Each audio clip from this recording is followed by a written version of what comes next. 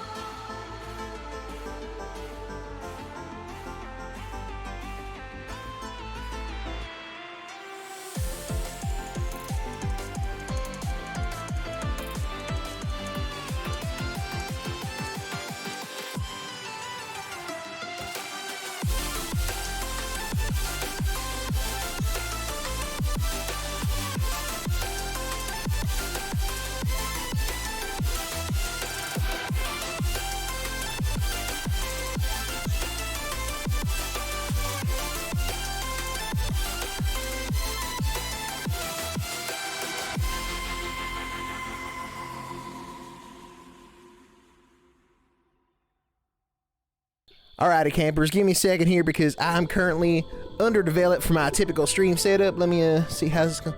We good? Well, howdy! Alright, first off, things I need to know. Is the Campfire obnoxious? Because I bought this thing and it didn't say that it made sound. It didn't say this thing made noise. And now it does like it does the freaking cricket noise, and it's really loud for me, but I can ignore it. But I need to know, the Campfire is perfect? It's Camp Counselor Danny? Dang right it is. Alright, now the question is, y'all like the voice or not? Because if you don't like the voice, we'll turn it off. Now there should be music, I think. Let me see here. Give me a second. Sorry, y'all in my cup holder now. I'm sure that was rough on the ears. My apologies. This is a very different setup than usual. How do you guys like my chat's on my left? I gotta keep looking over at it. How's this for y'all? Y'all like this? Y'all like the? It's not that loud. Okay, good. The music's on now. Do you hear the music now? You love the Hey, yo, Siphons, thank you kindly for that sub. Why do I hear it twice? Why is it going twice? YEEEHAWWWW. Yeehaw! Oh my goodness, is that Cow Can Do? Wait a minute, he said. Camp Indie, the summer camp that loves indie games. Dang right we do. Y'all can see, it's hard to see on the hat, but I got Shade. I got little buddy Shade over here. And you see,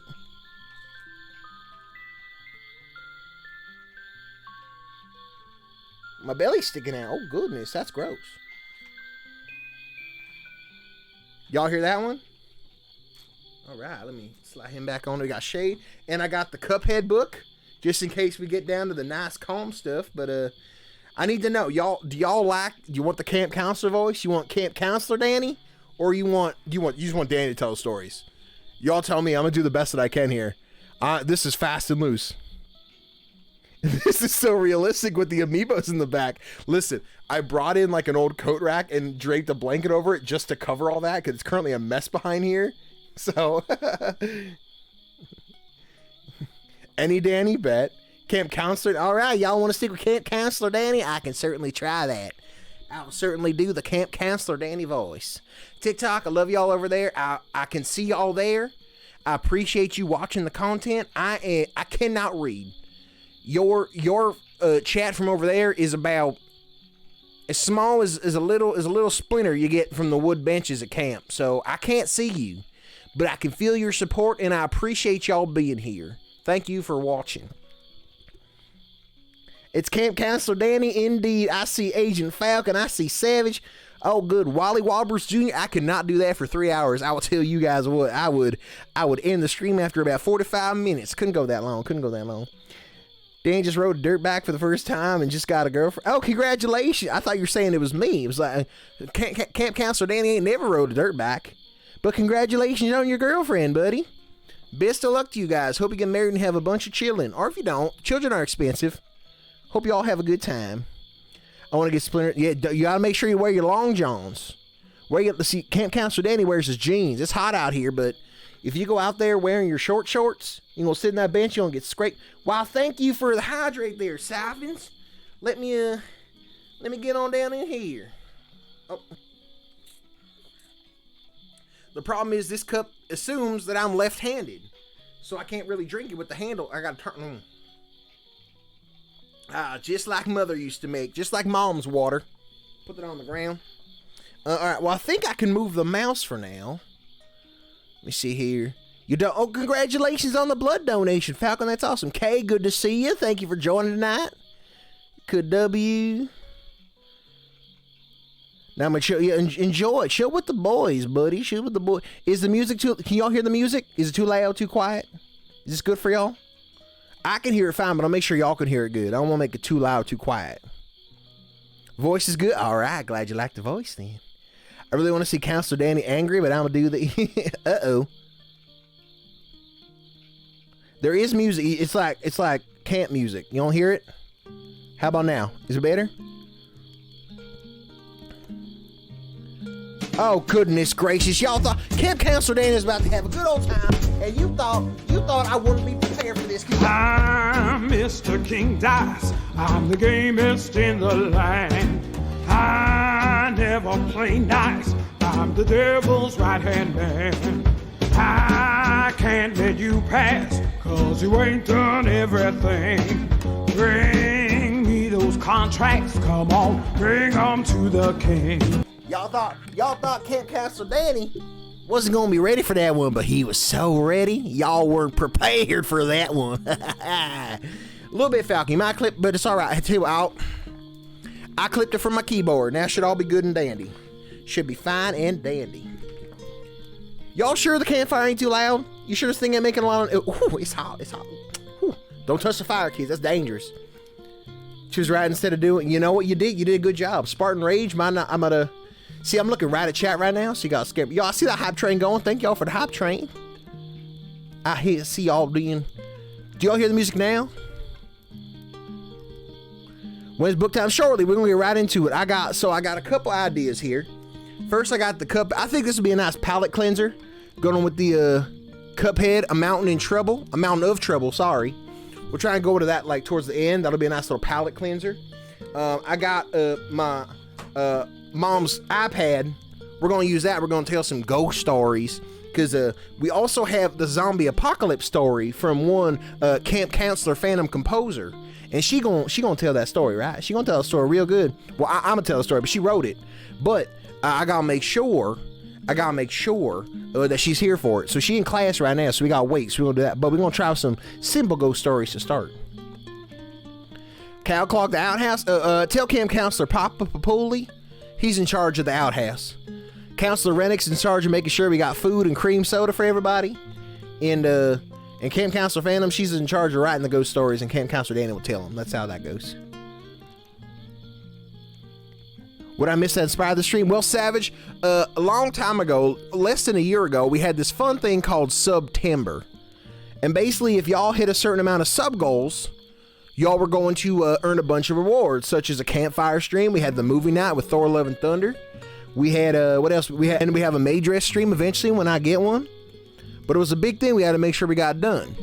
And unfortunately, I'm a very busy man, and I screw up a lot of things. So this is due from last year's SUBTEMBER. And sometime in May, we're going to have that May dress stream y'all was looking for. And then this SUBTEMBER, I'm going to do better. And that's the plan. What if you don't like cream soda? Well, then, Double, you're not invited to Camp Counselor CGDannyB. You can't come to Indie Camp. This is only for the good boys and girls. And if you don't like cream soda, I did not allow your parents to sign your permission slip. I got a little blacker there than I want. Chug the cream soda. Absolutely. Glug, glug, glug. Thank y'all. Thank y'all very much. We texted, don't talk like that. I got a chat said they like this one. Did a mind to play pizza? It's on the wish list, Cal. It's on the wish list. I appreciate you. Can I still come if I haven't had it? You know, that's fine. If you haven't had it, you can have it at camp. But if you don't like it, okay, bye. Have a good... Yo, Double, I was just kidding, buddy.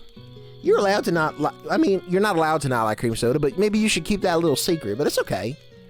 Still love you, buddy. Thanks for being a real one. I see you still got that red M. You're good. Thanks for subbing. Cream soda's the best. That's what I'm saying.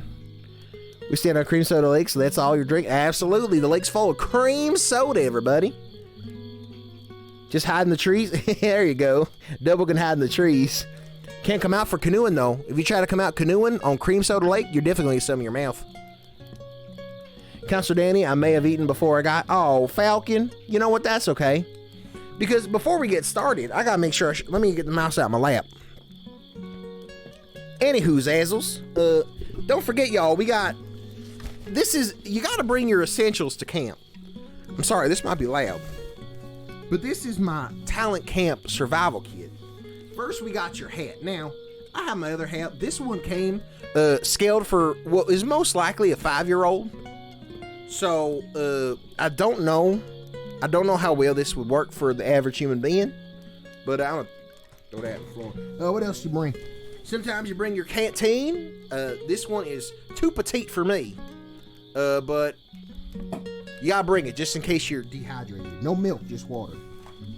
Oh, I also brought my binoculars in case, sorry, I can't really see that. I gotta hold the microphone because the mic stand don't fit over here. You gotta be able to see from long distances. See? Oh, I see y'all over there. How you doing? Hey, everybody. Welcome to Camp Indy. We're having a good time. Hey, these also scaled for a 5-year-old. So they're not, but if I look at the other way, how'd you guys get all the way over there? You're so far. It's good to see y'all. Thanks for coming to Camp Indy. It's a joke. I know you're right there. Well, technically you're all around the globe because this is an internet show. But also, in case my eyes deceive me, I brought me one of them magnifying glasses. So in case my binoculars don't fit, actually, I think I broke the binoculars. Uh-oh. Nope, they rotate because. Well, God knows why. Anyway, yeah, my magnifying glass, in case I can't read the iPad just right. Okay, I gotta zoom in right there. Here you have it. How y'all done? Also, oh, is that a shiny Pokemon out here? Goodness gracious, that's phenomenal. Thank you for the shiny there, Savage. The magnifying glass. Oh, goodness. Oh, sorry. Someone put a bug in my bag. I'm just kidding, y'all. It's a toy. See, I got a bunch of... But it was a joke. See, some bugs. Just a few bugs. It's nothing crazy. And last but not least, the most important thing you gotta bring on your camping trip is your s'more stuff. So you gotta bring the stick. Now, if you don't bring your stick, now you can get a bunch of sticks out in the forest. You can find them anywhere you want to go. But something that I really like personally is that it's one of them sticks from home. Make your s'mores taste like home. Yum. So good. You go put your marshmallows on your own stick, and if you ever just taste the marshmallow on someone else's stick versus your own, it just don't taste the same. Now, don't take that out of context, you Wiley. I'm talking about like a wooden tree trunk stick. I ain't talking about none of them other sticks. And just in case y'all ran out, I brought a spare stick. So if y'all need to borrow Camp Counselor Danny's stick, I got it right here. Anyway. That's all I got in my bag. Thank y'all for coming on out. You have a big zombie. Calm down now. It's the knockback stick. Y'all remember the stick posted? Yo, real quick, y'all. I appreciate y'all hanging out. I hope y'all ready for some stories. I do need to mention, this is going to be very hard for me to pay attention to chat. Because my chat's over here. Y'all see, I barely looked over there this whole stream. I got TikTok, right? TikTok, you're looking beautiful. I got this camera, I got that camera. This is the whole vibe. I got Christopher. I'm glad you're enjoying, buddy. Thank you for being here. Guys, can we get a round of applause for Camp Counselor Chris? We got Camp Counselor Chris, Camp Counselor Phantom, Camp Counselor Papa. I don't think Camp Counselor Papa's here yet. Camp Counselor Phantom's on her way. Camp Counselor Papa was taking a nap so he could be here for the event, so I don't know if he's waking up yet. And then Camp Counselor Rennick, the newest camp counselor in the crew. Absolutely beautiful. Did y'all say you could hear the music now? I asked, but I didn't look over, so gotta make sure y'all can see me, hear that music. It's very beautiful. Shout out to the counselors, indeed. I see y'all beautiful. Thank y'all very much. Yes, post music's clear. All right, perfect. Let me know if the music gets too loud. Y'all can I can turn it down. You might have to use like the Spartan Rage to scare me in case I'm reading too much and I don't see it. But let's see here. Well, how about we all get started with a nice and simple. I see someone making a shared stream request. I'm gonna tell you real quick, that ain't gonna happen, friend. But thank you very much for your offer. Now, pardon me, I'm actually using my mother's iPad because y'all know my phone, it don't get along with this microphone. It gets all staticky. Now, let me know. I hope the iPod ain't doing the same thing. If the iPad does the same thing, well then, I'm plumb out of luck. But hopefully that's not the case. Hopefully it works fine and dandy, but let's see what we got here. I got a couple stories. This is really hard to do. What do y'all, let's see. I got a couple stories from Phantom Composer. I got to pull up Safari I had here. So tell you what, I'm gonna read you a list of ghost stories I pulled up off Google. I'm gonna tuck my shirt into my belly button here. Just keep showing my little tum tum, and I ain't need y'all seeing that. So we got, oh goodness gracious, there's a bunch. We got one called Dim Bones. It's a pirate story apparently. Cowhead, Haunted, Yellow Ribbon, The Scarecrow, Hairy Toe, The Lady with the Emerald Ring, Ghost Ship of Captain Sandoval, The 50-Cent Piece, Golden Hand, The Hook, Underpants, Bear Hunting. I'm sure Camp Counselor Chris would love to hear that one. Two Heads, Love Test, Thing at the End of the Bed, Magic Castle, The S'more. Honestly, I might read The S'more Sasquatch. That sounds like a vibe. S'more Sasquatch, A Town Named 1234. There's a lot on here. And Two Eyes. Two Eyes. So what y'all, any of those ring a bell? Any of y'all want to go down? What kind of camp kid am I? Siphons, you seem like the type that would come out here because your parents force you to, and you really wouldn't want to be here at first, but eventually you find some friends out here and you say, you know what? I could get into camping. And then you really just make the best of it that you can. You find yourself just really enjoying all the adventures. Captain Sandoval. Let's see, let me find that one. Where to go? It's on the list here. The Ghost Ship of Captain Sandoval. That's the one. Also, give me one sec. I can put the microphone down because y'all might not have noticed. I brought my bag of marshmallows. So I didn't have the means to make s'mores in my office, but I ain't got a bag of marshmallows. I'm probably maybe gonna eat 3 because they're big marshmallows.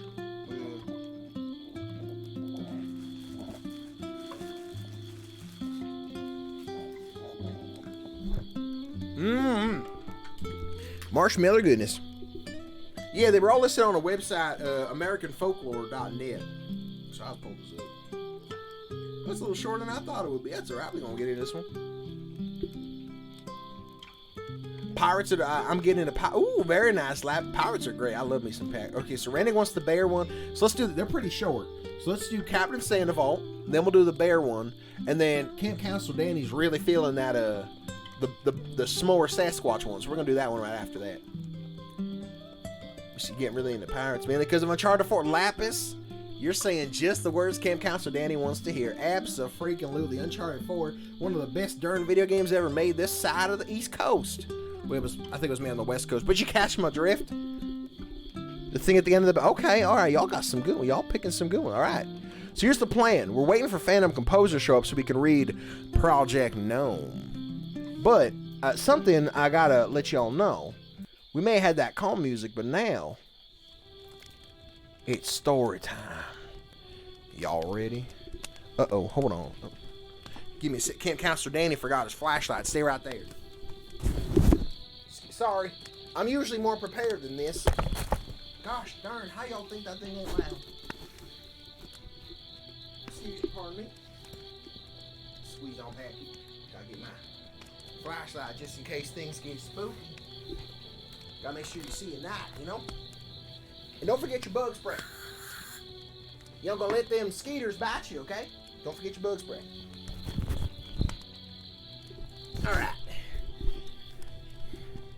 Y'all ready for some ghost stories? Hey, I want to see y'all no holding hands, okay? No holding hands in the middle of the story. We're gonna be safe here and we're gonna be comfy, alright? Let's get our cream soda ready. Get your cream soda ready. Get comfy, but I know I'm gonna fall asleep. How about you grab a pillow and kind of cuddle it, but like have the stream up so you're comfy, but you're not like going to bed comfy. You know what I mean? You may absolutely hold your own hands. Good call, y'all. Good job. Remember, we ain't making purple out here at Camp Indy. No purple. The boys is blue, the girls is pink, but we ain't mixing them colors to make no purple. You understand? We're gonna keep it nice and friendly. You can do a nice little fist bump or a handshake. But if I see y'all holding hands for more than 1.5 seconds, yeah, we're going to have to shut that down. You got it, camp counselors? Keep them in check. I don't want to see anything inappropriate. Also, hey, TikTok, how you doing? Y'all beautiful, by the way. Thank you very much for joining tonight. I'm going to tell you some camp stories here. We're going to start off with the ghost ship of Captain Sandoval. When Captain Don Sandoval voyaged from Spain to the New World in search of treasure, he found gold in abundance. But amongst his crew, there were many sailors, different thing. There were sailors who did not wish to share the newfound wealth with the monarchs of Spain. On their journey up to the Atlantic coast, the sailors mutinied and imprisoned their captain, tying him to the main mast and refusing to give him food or drink. Day after day, the captain lay exposed to the hot sun of the summer, his body drying up as the treacherous sailors worked around him. Finally, his pride broke. Don Sandoval begged, "Water, please, give me just one sip of water." The mutineers found this amusing and started carrying water up to the main mast and holding it just out of reach of their former captain. In the terrible heat of the dry summer, the captain did not survive long without water. A few days after the mutiny, the captain succumbed to the heat and thirst. The new captain, a greedy Spanish man. The word they use, I'm not a big fan. It sounds a little aggressive and racist. I'm not going to use that one. A greedy Spanish man with no compassion in his soul. Lord Don Sandoval tied to the mast, his body withered away, while the ship turned pirate and plummeted.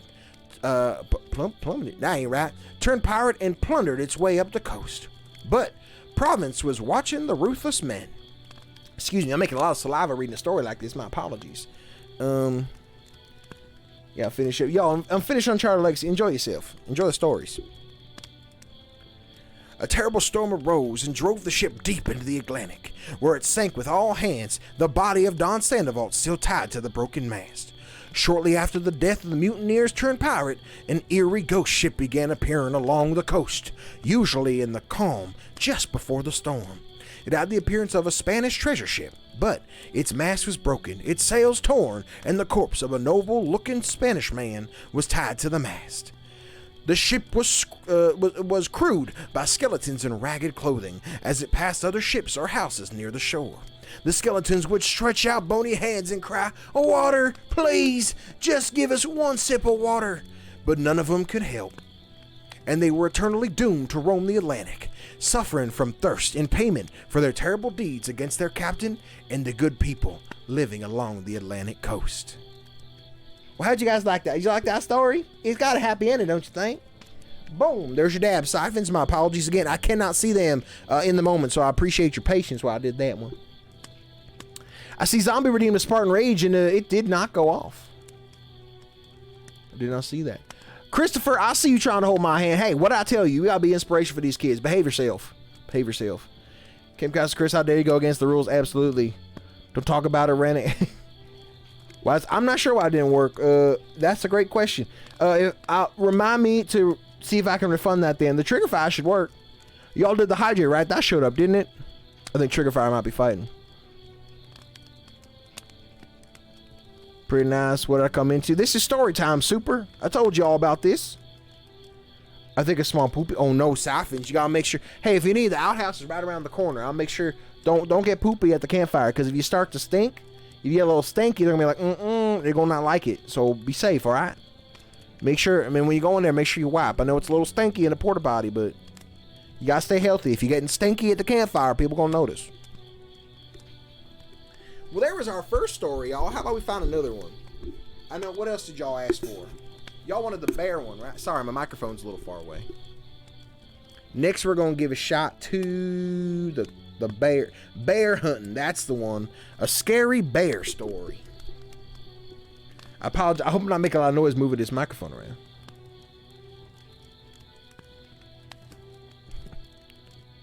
Oh, right. You clogged the outhouse. Shit. Well, Camp Counselor Christopher, if you go on over there and unclog the porta potty, the kids really need to take a dookie break. That'd be very nice. Thank you. I appreciate that. Anywho, let me see. Ooh, this one's on a scary website. It's got a big old picture of a bear. Let me show y'all. Look at this. Look at that. Brr, it's a bear. It says, razor teeth, knife edge claws, 9 feet tall. Whew. Got fixing my spine. That first story really threw me for a tizzy. I gotta keep checking because the label gotta face y'all if we want to tell the right story. It's a brrr. The bear's my brother's pet. Hey, your brother got a nice little pet. Hopefully it's domesticated and doesn't hurt him. Chris actually got a duty to deal with. I come with Chris. We gotta be absolutely go in pairs, everybody. Don't walk in the woods alone. It's dangerous. Y'all, if Camp Counselor Chris and Lapis don't come back, well, they're lost. So I call dibs on Christopher's followers, all right? Buddy system is a great idea. Absolutely. Camper Lapis. You gotta take a buddy. Go Camp Counselor Chris. Alrighty, what we got here? Oh, this one's a little bit longer. All right. Kids, prepare yourselves for the story of bear hunting. That's just an explanation. Okay. Once upon a time, a giant man-eating grizzly bear was terrorizing the countryside near a small village. It'd been eating people who were traveling to and from the nearby village, and the people desperately wanted to get rid of the murderous bear. One day, a group of hunters were passing through the village, and the people decided to pay them to hunt down the bear and kill it. Sorry, Chris, I know you like bears, but this one's terrorizing the people. We gotta take it down. A young boy named Yuri volunteered to go with them. The men decided to bring him along as he might prove useful on their mission. The men tracked the bear, followed its footprints all the way back to its lair, high up on a rocky outcrop in the mountains. The entrance to its lair was a small tunnel that descended into the bear's den. The hunters could hear the bear growling and moving about inside the den, but they were all too fat to fit in the narrow tunnel. Y'all be thin to get in them tunnels. Although if it's a big bear who got in there, it's 9 foot tall bear. How'd the bear get in there? How did the bear get into the tunnel? And these young men can't do it. It's a little misleading. We try not to finish all the cream sodas. Don't worry, we have plenty of cream. Absolutely, we got a whole lake. Yo, you got cheeseburger Sivens? Please tell me it was in the wrapper and not sitting there for over a week. Don't get sick, nah. Sorry, I got distracted. They decided to send the young boy inside since he was the smallest. They handed young Yuri a rifle, tied a rope around his waist, and he bravely crawled into the tunnel head first. The hunters waited for a while, but when they didn't hear any shots being fired, they began to get nervous. They shouted in the tunnel, but didn't get any replies. Hey, Yuri, what you doing in there? Did you find the bear? No reply. Then they tugged on the rope, but Yuri didn't tug back. Finally, they pulled and pulled on the rope until they dragged him out. But when Yuri's body emerged from the tunnel, it didn't have a head. Poor Yuri, he ain't got no noggin anymore. Didn't Yuri have a head? Asked one of the men. Of course he did, replied another man. Or did he? I'm not sure, actually. The men stood over the body of a young man for a while and argued back and forth. They couldn't agree on whether Yuri had a head or not before he crawled into the tunnel. Now, I know sometimes things get confusing and we can't be expected to know everybody's anatomy, but I'm pretty certain young Yuri would have had a head going into that cave. But what do y'all think? Do Yuri have a head? Comment below and let me know. Then one man said, let's go back and ask Yuri's mother. She'll know. Man, these people are dumb. So the group of hunters walked all the way back to the village and found Yuri's mother standing outside her house, waiting for her son to return. They told her what had happened and asked her, did Yuri have a head? She thought a bit and said, good question. Gosh darn it, Yuri's mother. Then she thought a bit more and suddenly exclaimed, oh, I know. He must have had a head. I bought him one I bought him a hat last year. Oh my goodness. And that is actually the end of the story. Oh. Well.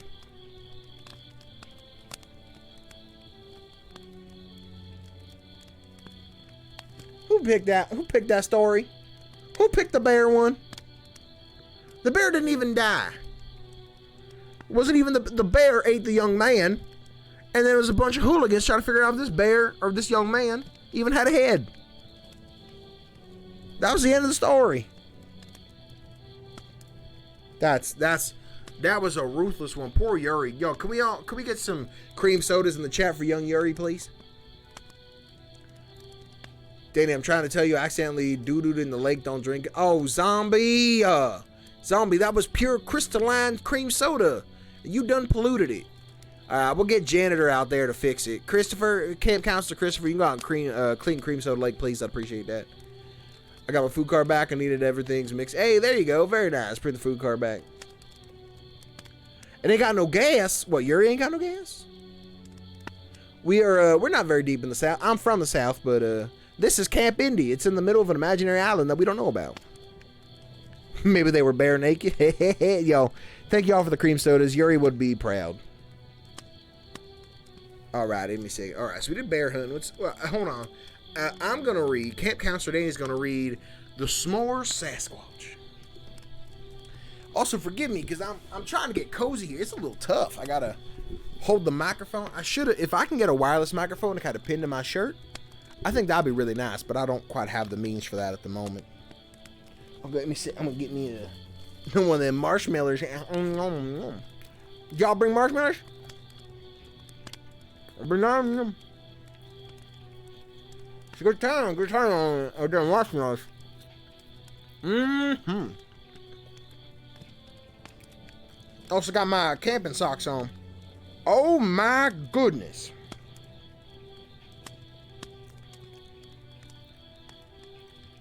Hold on to your buns, y'all, because this is a 4-pager. This camp is on Inkwell 5. Good guess. That's right, because we got the Mountains of Trouble book. We got that written originally by Ron Bates with illustrations by Studio MDHR. Ronald Bates, I appreciate you writing this story. We're going to check it out a little bit later, but for now, welcome to the S'more Sasquatch. Oh, this one's got acting. I'm going to put on some voices for this one. I think. This is Joe. All right, Joe. Come here, Royal, and smell this. It's the best smell ever, Joe said as he ripped open a big old bag of marshmallows. Take a big whiff of this, Joe mumbled. It's incredible. Dude, you are so weird, replied the Royal, wondering why he agreed to go camping with his friend Joe. Joe, yelled his... Oh, I'm sorry, this is a... Excuse me. Joe, yelled his mother, Sarah. Get your face out that bag. You're getting droll over them mellows. All right, enough. Give me the bag before he ruins it, said Jack, Joe's father. Sorry, I forgot to do this. This is hard. It's a lot of voices. My apologies. Said Jack, Joe's father, as he took the bag. Joe, go get the chocolate and graham crackers. Jack pulled his chair closer to the fire, offering the bag to Joe's grandfather, Earl. Dad, you first. Earl reached in, selected a marshmallow, and flung it deep into the woods. Well, now, why would he do that? That was a perfectly good marshmallow. Let's read on. Oh, so the iPad's falling asleep. Got to open it, wake it back up. Joe? Sarah? Asked Jack as he selected a marshmallow for himself. Joe and his mother each reached into the bag, selected a marshmallow, and all three threw their marshmallows deep into the woods. Royal? Asked Jack as he offered the bag to the confused teenager. Royal leaned in close to Joe and whispered, What am I supposed to do? Well, whispered Joe in his embarrassed voice. Reach into the bag, grab a marshmallow, and throw it into the woods? You're kidding, right? No, just do it. You've been doing this for years. No way. This is another one of those gags you've been pulling on me since we got here. Just like with the snake in the pillow trick and the whole thing about using leaves. I'm not falling for this one. Royal, just do it. Grandfather's really serious about this one, Joe urgently replied. No way. He whispered and turned to Jack and said, No, thanks. I'll pass on the marshmallows, sir. I'll just have graham crackers with chocolate. Jack and Sarah exchanged an anxious look of regret. Grandfather Earl stood up and sighed, Royal, you need to throw one in the woods or you'll put us all in danger. Grandfather thrust his hand back into the bag, quickly grabbed one, and threw it as far as he could into the forest. The Royal sat there, frozen with confused, waiting for someone to laugh at the joke that was being made at his expense, but no laughter came. Royal, said Grandfather in a patient voice, let me tell you a story that you may find hard to believe. Reliving the story in his mind, Grandfather began. It happened 76 years ago, when I was 12. I've been invited on a wilderness trek to a remote mountain lake in the Cascades with my father, my Uncle Ben, and two of their friends, Bud and Dan. That's me, Camp Counselor Dan! Danny, but y'all get the gist. There were no roads back then, so we rode horses and took along mules to carry everything.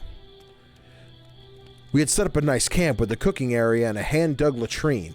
We made a fire pit and circled logs all around the chairs. The fishing was great, the hunting poor, but we were having fun.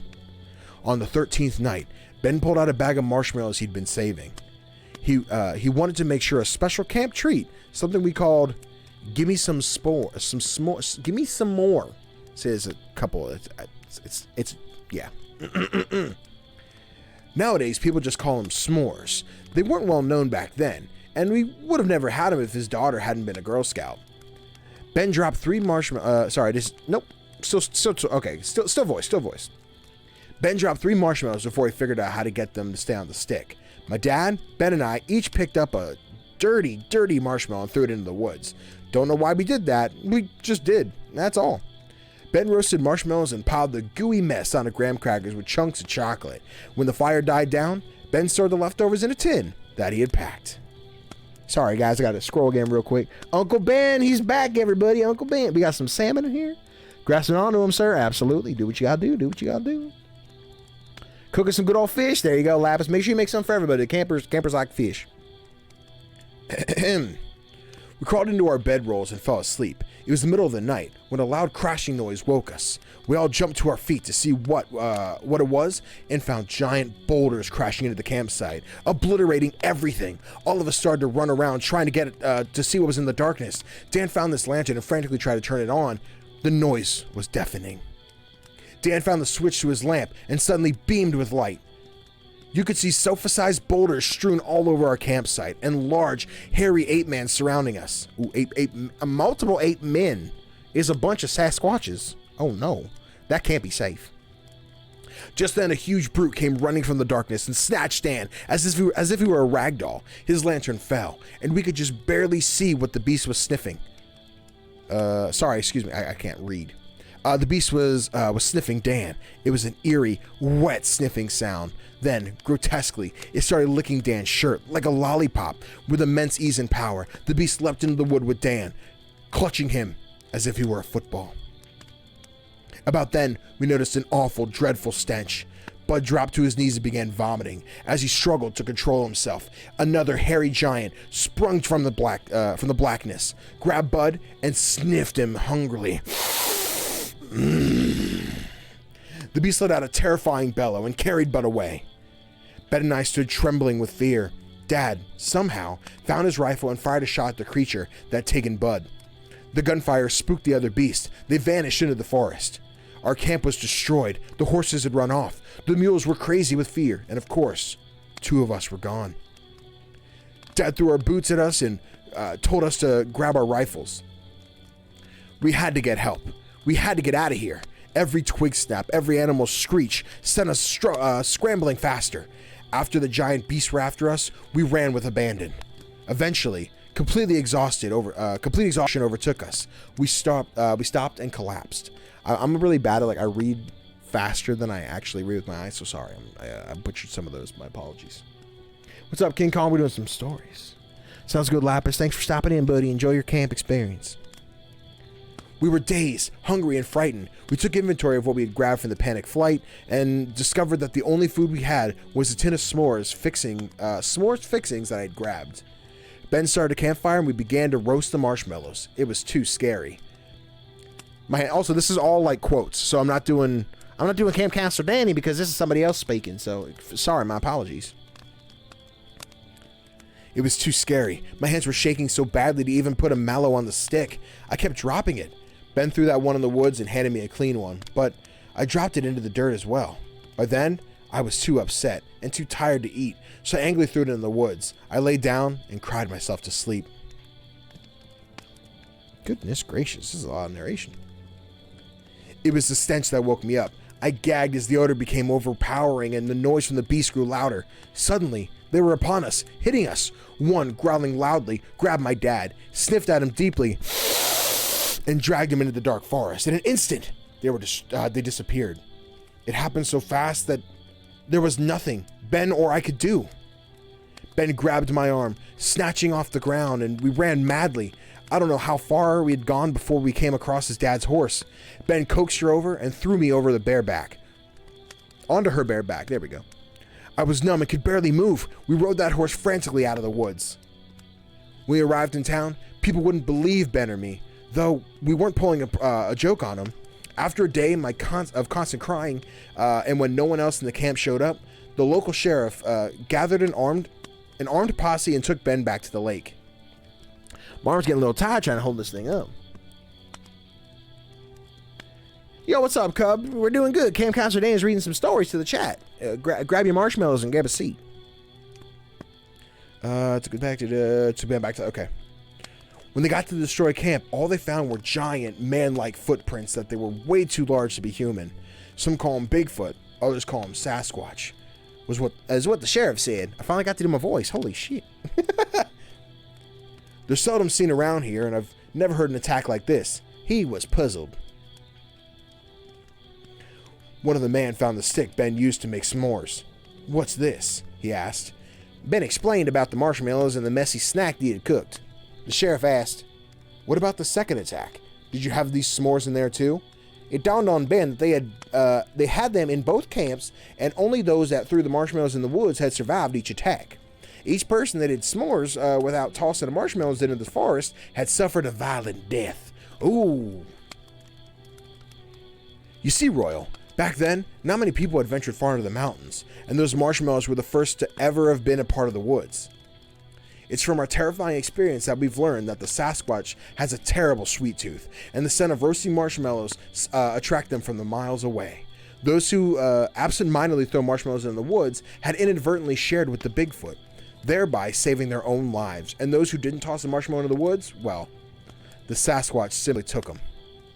So, Royal, that's why we throw marshmallows into the woods, and that's why you must throw one, Royal. So, it'll never happen again. Well, darn tune, that was a little bit scarier than I anticipated. Yeah, y'all make sure, just to be safe, give me a second here. Just in case y'all be safe, throw a marshmallow, all right? Make sure you throw that marshmallow. Let me see here. Let me see.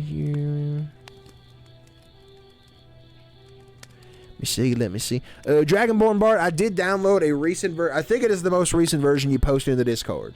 I have not played the game. I have not had the chance. I have been working non-stop since the end of stream last night, so I have not had the chance to sit down.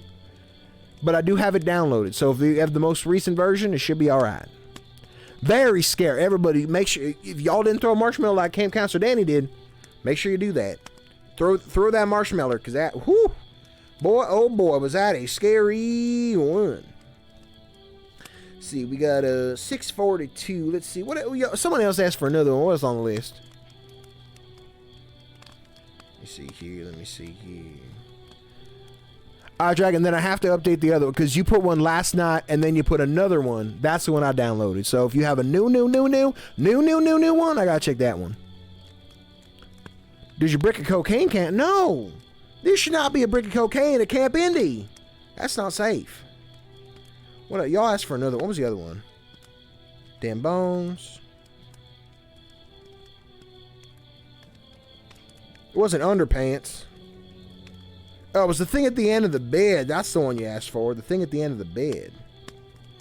Oh, this one's a short little bit. This one's like a freaking birthday card over here. The 50 cent, I don't think anyone asked for that one, but if they did, we'll do that one next. 50-cent piece. But first, we're going to do the thing at the end of the bed. Before we get started, guys, thank you so much for joining the stream. Like I said, I know this is one of them ones where I don't get to read chat quite as much because I'm reading y'all stories, but I appreciate y'all sticking around and enjoying the content. Eventually, I might have to break and stop doing the voice because I'm not going to lie to you. I'm getting a little congested trying to do this, but hey, you know what? Until we drop dead, Camp Counselor Danny going to be this nice Southern belle y'all came to love. Anyway. I just love how these stories sound like SCPs from everyday people. I've never read a single SCP. I know for a while some of y'all it's all y'all would talk about.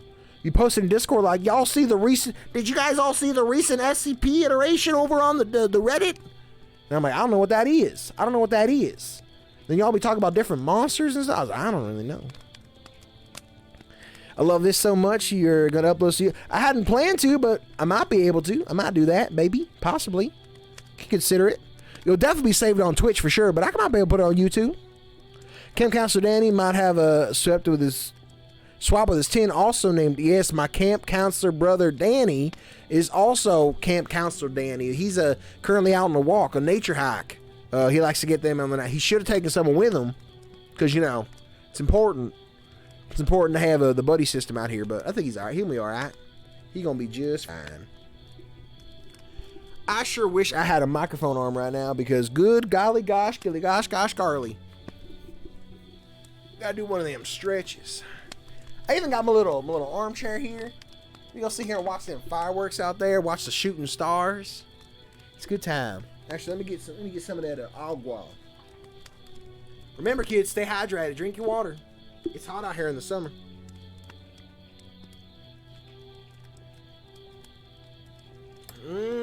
Baby boy.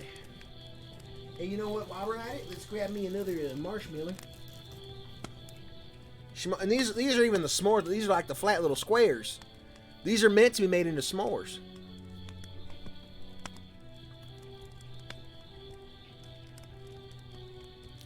SCP is a group creative writing things that lets people write about special monsters, objects, and like often with right. So I have a gist of what they are, but I know there's like books and stuff, right? So like, is there a book and people just like scroll through and like, ooh, no one's written a story about the chupacabra yet, and then they like write about that one, or they just make up a monster. They're like, ooh, the giant Cahuza, what's it? He got me last night in my sleep. They just write stories about whatever monster they want. Or it's like an anthology of like, you gotta pick one of these. Yo, what's up, Prince? How you doing tonight, buddy? Welcome to Campfire Stories. Why was that so funny when you turn the marshmallows? Y'all like the flat marshmallow? This is got a bite taken out of it now. I just got two taken out of it. Can't cancel. Danny's alright. Off the made up by the right. Alright, I mean, you know, fair enough. Also, keep in mind, y'all, if y'all get anything funny, you got a nice little moment, clip it. Clip it for me. Because I can't do much from over here in this chair. I can only do so much.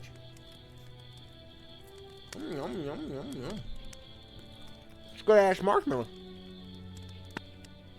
Yo, enjoy that snack, Prince. Hey, we're at Campfire Stories. Make sure you bring enough for everybody. Because Camp Counselor Danny brought his own bag of marshmallows, but he's willing to share if y'all want to pick one up. Y'all, you want some marshmallows? There's Jet Puff ones. Not sponsored, by the way. Not sponsored. We're not sponsored. Very original, people can use them in other works and SCPs. Gotcha. I don't think SCP is quite a route that I want to explore myself. I think it's a little much for my feeble brain who likes indie games and anime. But to each their own. I hope y'all continue to enjoy your SCPs, your Elemental Ps. I'm going to probably pass on that one. But I hope y'all enjoy your stories. I have seen some of the SCP games. Again, it's still quite in the jurisdiction of things that haven't quite grabbed my attention. So I think I'm gonna stick with what I know best, and those are the things that I keep locked in my head. Anywho, Zazzles, y'all want to get back to the thing at the foot of the bed? It's a scary, funny story for children about an old man who thinks he sees something lurking at the bottom of his bed in the middle of the night. Like I said, this one's basically just a greeting card. It's not very long. There was an old man who lived alone in a large old house in the countryside. He always said he wasn't afraid of anything, but he kept a gun with him at all times for protection, of course. One night, the man stayed up late watching a horror movie on television. When it was over, he climbed the stairs and went to bed. He was just beginning to doze off, when he noticed something strange. In the moonlight, he could see something lurking at the foot of his bed. It looked like two big eyes staring right at him. The old man was scared and hardly dared to move. Slowly, he reached out and grabbed his gun, which was lying on the nightstand. The frightened man took aim at the ghostly figure and pulled the trigger. A shot went off, and the old man let out an unearthly scream. Ah! The poor scared fool accidentally shot off his own big toe. Yakarinos, if your toe looks like a monster? Oh boy. You might want to get that checked to one of your podiatrists. That's a foot podiatrist? That's a foot doctor, right? I think that's the one. Yeah, she be the right one. Anyway, yeah, that old man's foot looked like a monster. Ooh boy. What was the other one? Someone said another one. Shoot, what was the other one we were going to read? I'll try and scroll. The 50-cent piece. That was the one. We're going to read the 50-cent piece. Whew. Just for having to hold my arms up like this, I might have some swole biceps by the end of this stream. Could you read? Sophins.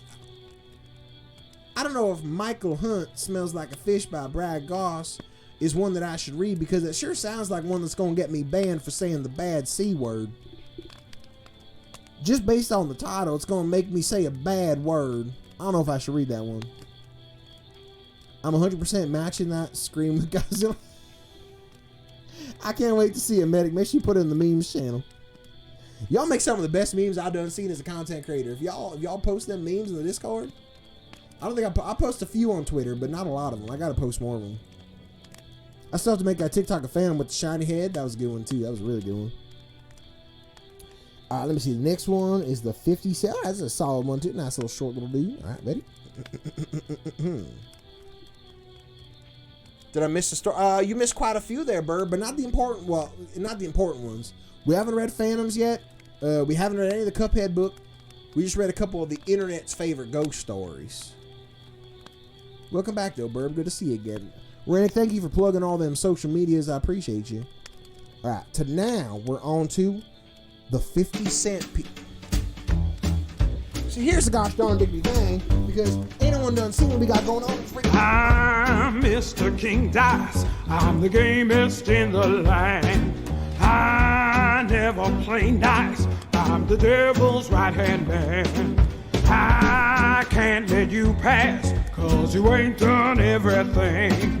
Bring me those contracts. Come on, bring them to the king. Out of context, some people gonna be like, what is this strange man on the internet doing when there's no noise? And then TikTok just thinks I'm swinging around toys or something. I don't know. Anyway. Back to the 50. Also, thank you, Rannick, for the clip. I appreciate that. Don't forget, if y'all take them King Dice clips, put them in the Discord, because I got to make them into a TikTok, because Remnant Sketches made a joke about me not doing it. Ask me anything. Friday the 13th or Halloween. Burb, I'll tell you this. Horror movies ain't it for me. There's very few I've ever enjoyed in my life. Like, ever. Between them two, I'd probably take Friday the 13th, though. I like Jason. Halloween's Michael Myers, right? The guy with the hockey mask? Well, I think they both... No, sorry. Michael Myers got, like, the plasticky, like, the white guy with the orange hair, right? Maybe it's the wrong color. I don't remember. Yo, Prince, enjoy that lurk. Yeah, I would definitely probably say Final Fantasy. Friday the 13th. What about My Big Black Hawk by the same author? No, probably not that one either. It's the first with his mom as the killer, my dude. Right, Friday. Well, okay, hold on. Are we talking about franchise or just the movie? Are we saying, like, do I like Friday the 13th? Well, to be fair, I've only seen the first of both of them, but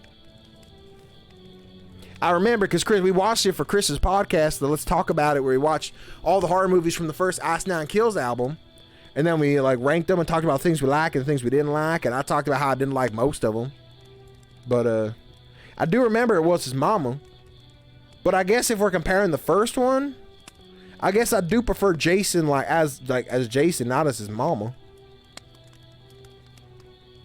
Yeah, Halloween Eagles, the white guy with the mask. Friday the 13th is the hockey mask. Right. The franchise, yeah, then I would still stick with Friday the 13th. I would still stick with Friday the 13th.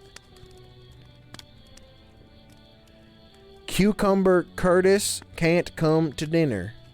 He cannot. No, he is not invited to dinner. And that's not a race thing. We have nothing against cucumber people. I grew up loving VeggieTales. I love me some VeggieTales. But we also have to be considerate of those around us. And I do have some vegetarians. We have some vegetarians. So I don't want them to feel like they have to eat my friend Curtis the cucumber. So he can't come to dinner. My hurts, but I understand the decision. Well, Chris prefers the Halloween ones, huh? Sorry, Chris. For Camp Counselor Chris, I appreciate your opinion, and we can have a thorough conversation next time we stream some Fortnite or something. Whenever we do something co-op, we can talk about the difference between the two. But I'm just saying. Wait, we have a Halloween game coming out, don't we? Is that something got announced? Am I making that up? I know we had Friday the 13th game. That's probably why I like it more, because I played that. Nah, I didn't say I hated cucumbers. I actually really like cucumbers. Cucumbers are the better version of pickles. I don't like pickles. Pickles are absolutely disgusting. If you like pickles, I'm sorry to hear that. You must have not had a happy childhood. I am so sorry. But cucumbers are great. You ever take some cucumbers, just dip them in some ranch? You dip them in some ranch, put them on your eyeballs. They like clear up your pores or whatever they do at the spa. It's a good time. It's a good time when you do that.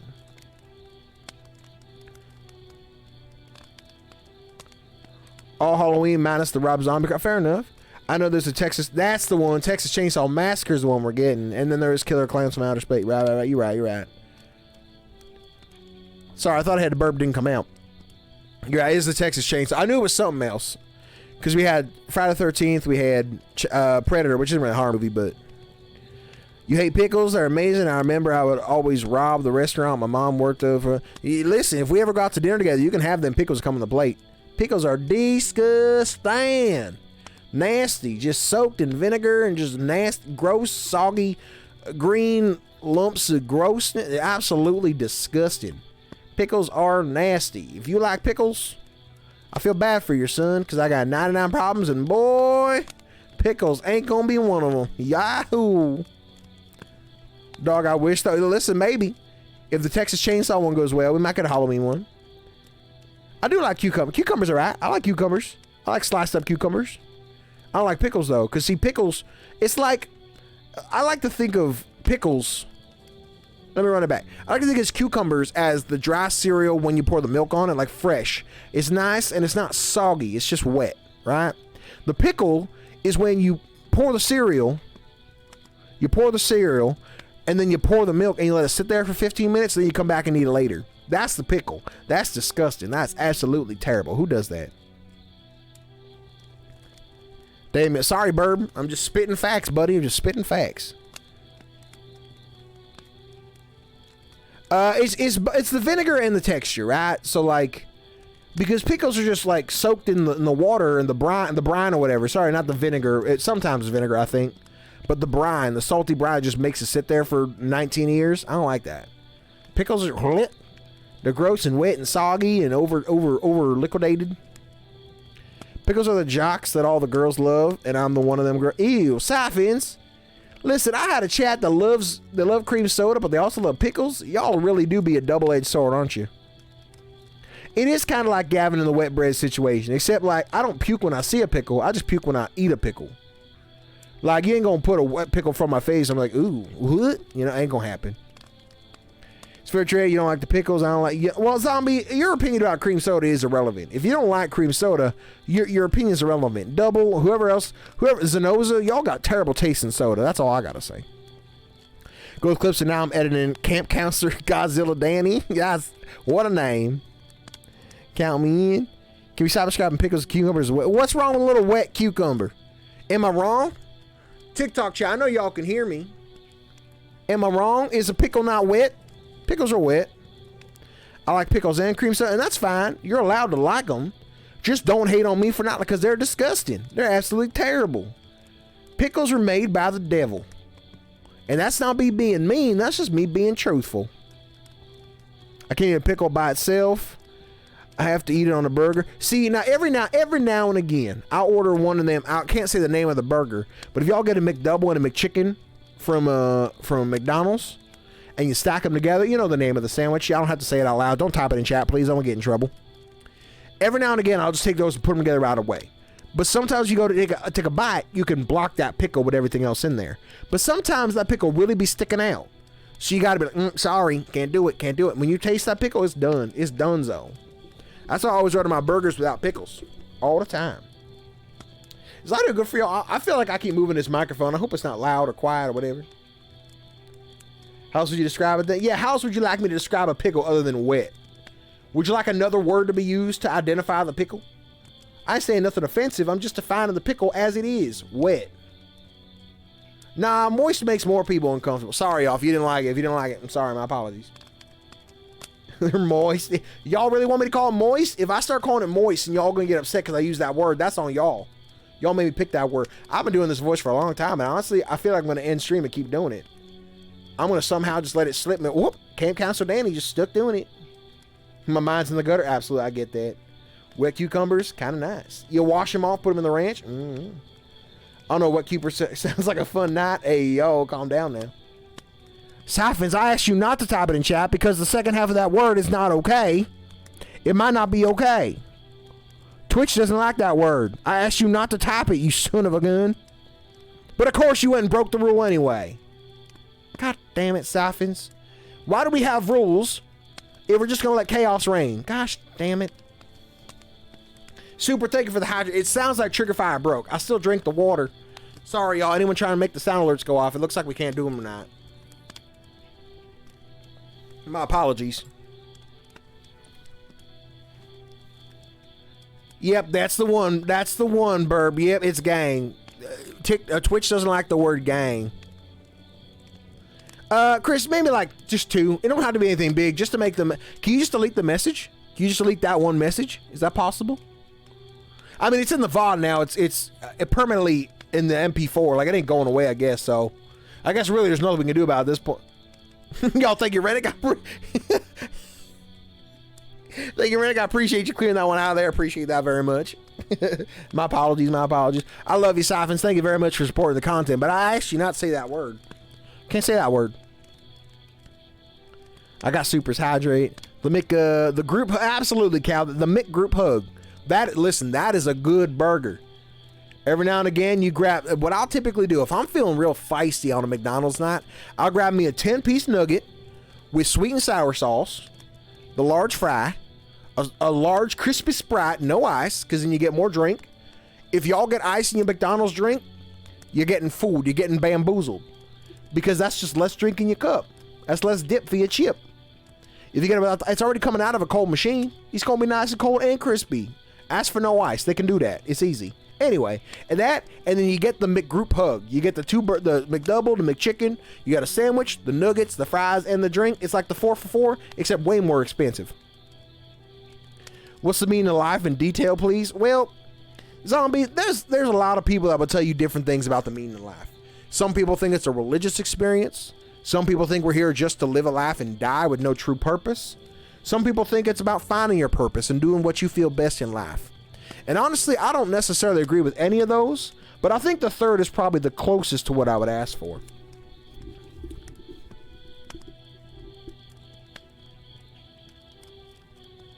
Dude, outside, sorry, I got no proof. I'm just looking at there. It looked like you said the bad word. Just don't type it. Just behave yourself. My apologies. It looked. Listen, off the rip, less distiga. It looked like you said the bad one. What was I saying? Meaning of life. I think the meaning of life is just to find something you're happy with. Make yourself happy. As long as you ain't hurting nobody else. Get your money. Get your bag. If that requires you to stream on the internet for a bunch of strangers who give you money, go for it. If it requires you to send dirty pictures of yourself and you're comfortable with that and don't hurt nobody else, go ahead. If it requires you to start a big online shipping organization that requires your employees to work for minimum wage, you don't make any money for the employees, but you out here building mansions on the moon, don't do that, Jeffrey Bezos. I got my eye on you, old man. Don't do it. If we get Amazon 2, it's going to be too soon. But I think the meaning of life is finding something that makes yourself happy, not distressing other people, and just having a good time. I hope that answers your question. Backhand for Cyphers, that's a no word. Running beat the old man trying to figure out how to do it. Listen, them new kids, they got technology. I don't even know how to, I'm using this freaking iPad. I don't even know how to use this darn thing. This one got buttons. My phone doesn't have buttons. It's all digital now, and all of a sudden these iPhones and their iPods and the antiquated buttons on the front. What are we talking about? I guess I'm a reading chat, but anyway, whatever works. Your masterpiece complete. Well, Medic, I can't wait to see it. I literally cannot look at it from here. I do not have the means to do so. So perhaps later. Yo, Burp, thanks for hanging out, bud. Take care of yourself.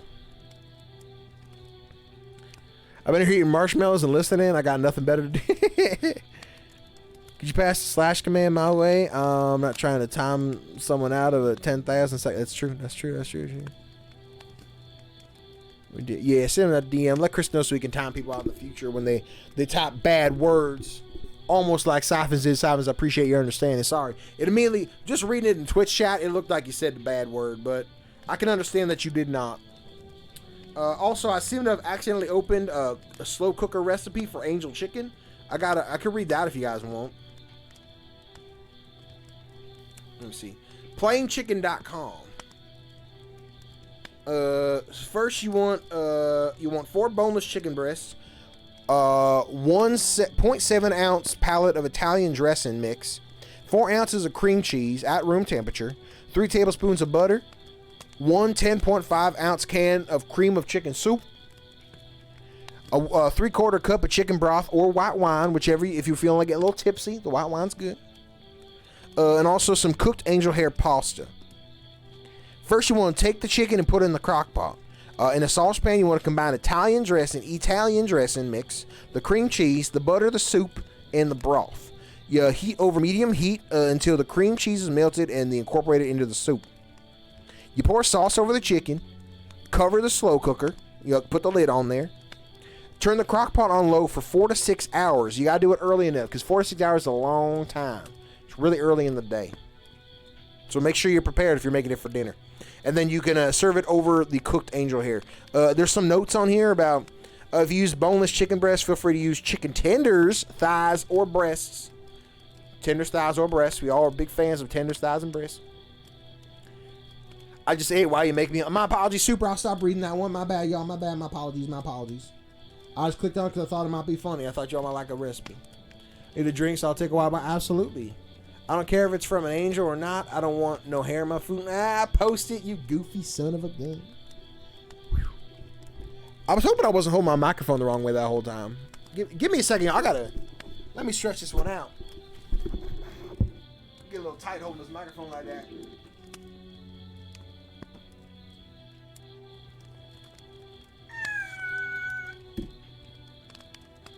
Oh.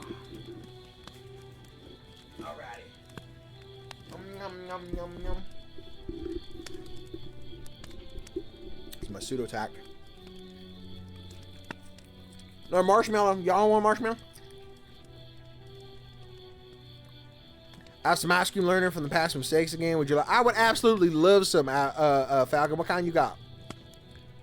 If you just take a picture and put it in the Discord, I'll count that as sharing. What kind of ice cream though? Because if it's strawberry, that's fine. But if it's a strawberry with the chunks in it, you can keep that for yourself. I don't like the strawberry chunk. Orange creamsicle, yep. Put that in the Discord and I'll count it as sharing. I appreciate you. Thank you very much. Now you're only public enemy number 7.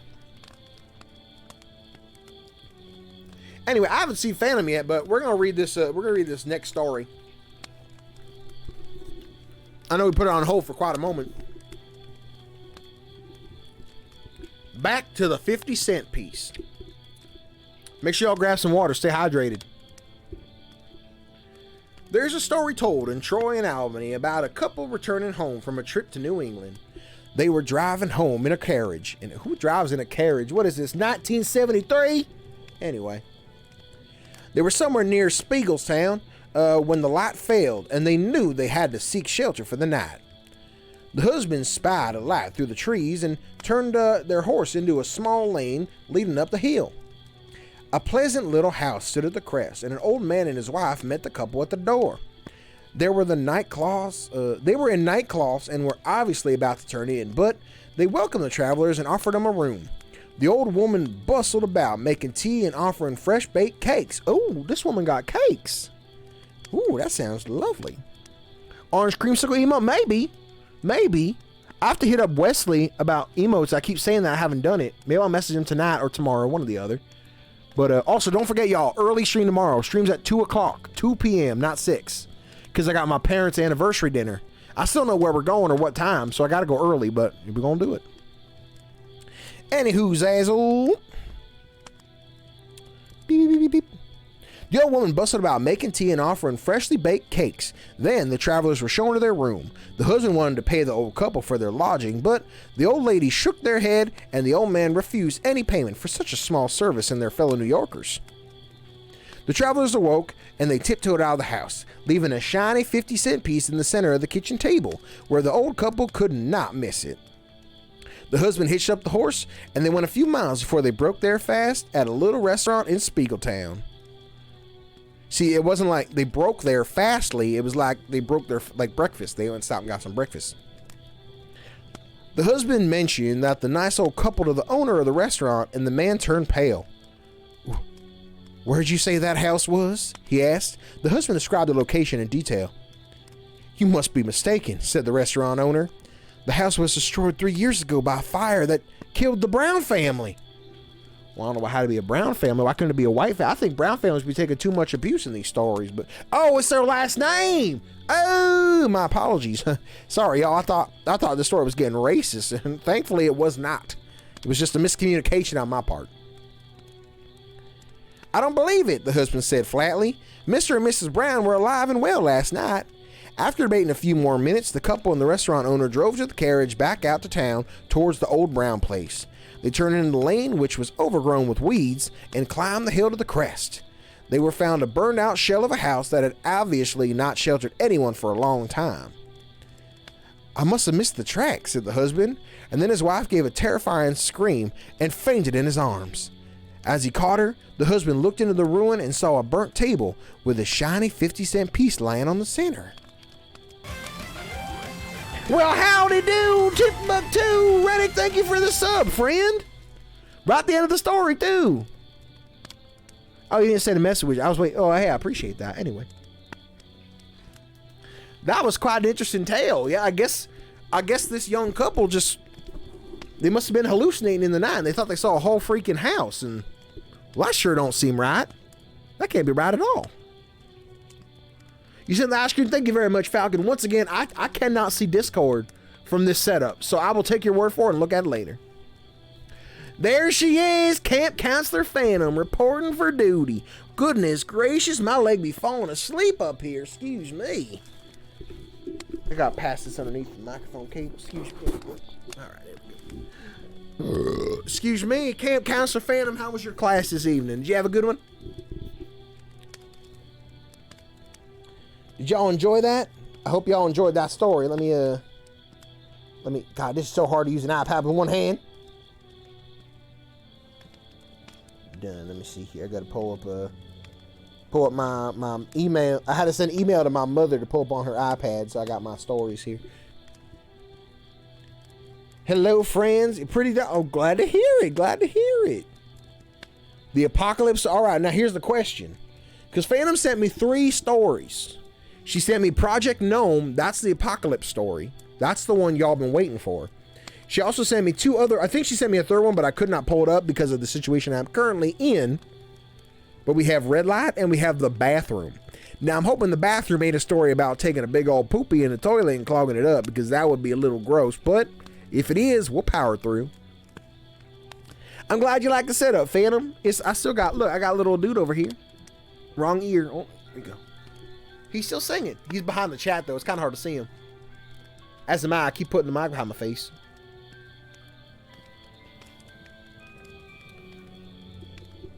Well, here's the thing. I think we're going to do Project Gnome first. Yo, Bateman. Oh, wait a minute. Wait a minute.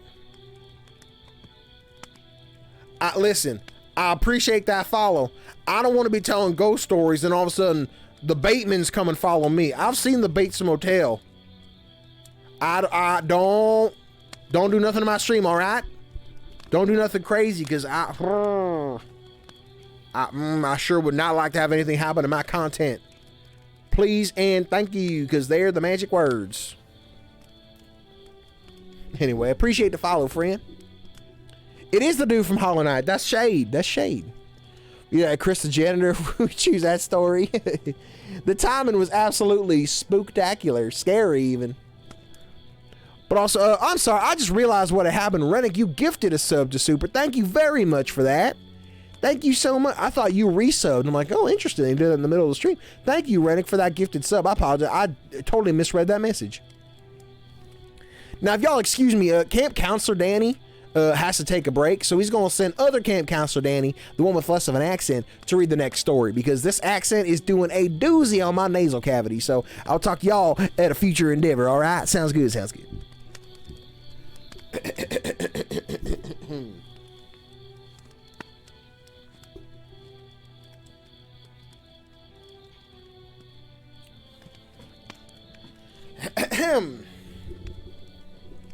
Hey guys, what's up? How was stream? Yes, Twin Danny. Alrighty, so before we get into the next one, guys, thank you again for hanging out tonight. Yeah, I definitely gotta take a break from the voice. The voice is it's fun. I've been planning this whole thing with that voice in mind, but whew, boy, it's a tough one. But yes, thank you guys so much for watching, whether you're on TikTok, you're on Twitch. I appreciate you guys so much for being here. The atmosphere's popping. Thank you. I like the music. I put up a tarp.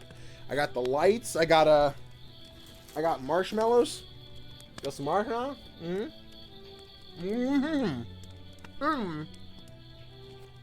you guys very much for watching. Don't forget, we're still streaming tomorrow, 2 p.m. Eastern Standard Time. We're playing Wild Frost, new card game with really cute art.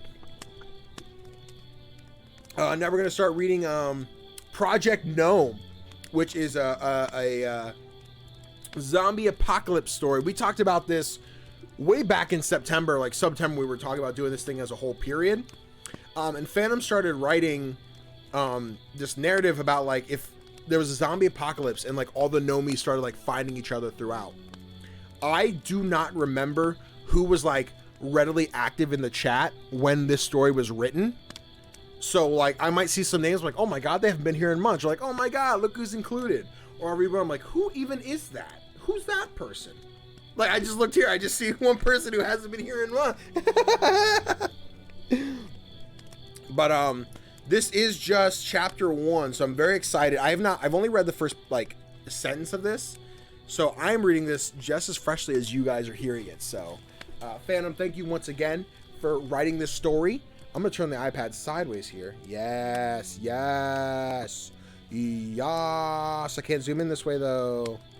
Okay. Excuse me, let me know if the audio gets goofy. What I'm trying to adjust here. Not opposed to a chapter. Listen, chat. Enjoy the story. You gotta tell Phantom how good it is. She's motivated. She'll write another chapter. That's what I heard. There's chapters. So far, just chapter 1. I think. Unless she started chapter 2. But right now, chapter 1. Welcome to Project Gnome. Chapter 1. Arrival. There was a time when going through a zombie apocalypse would have been a joke. A good one, even. Eventually, not all jokes are funny, which is why none of us were laughing as we made our way towards the White House. Sure, it was risky meeting there, but in times like this, you did what you had to. Then again, what exactly could the president do for anything like this? Mass panic had already set in. Logic wasn't a thing anymore.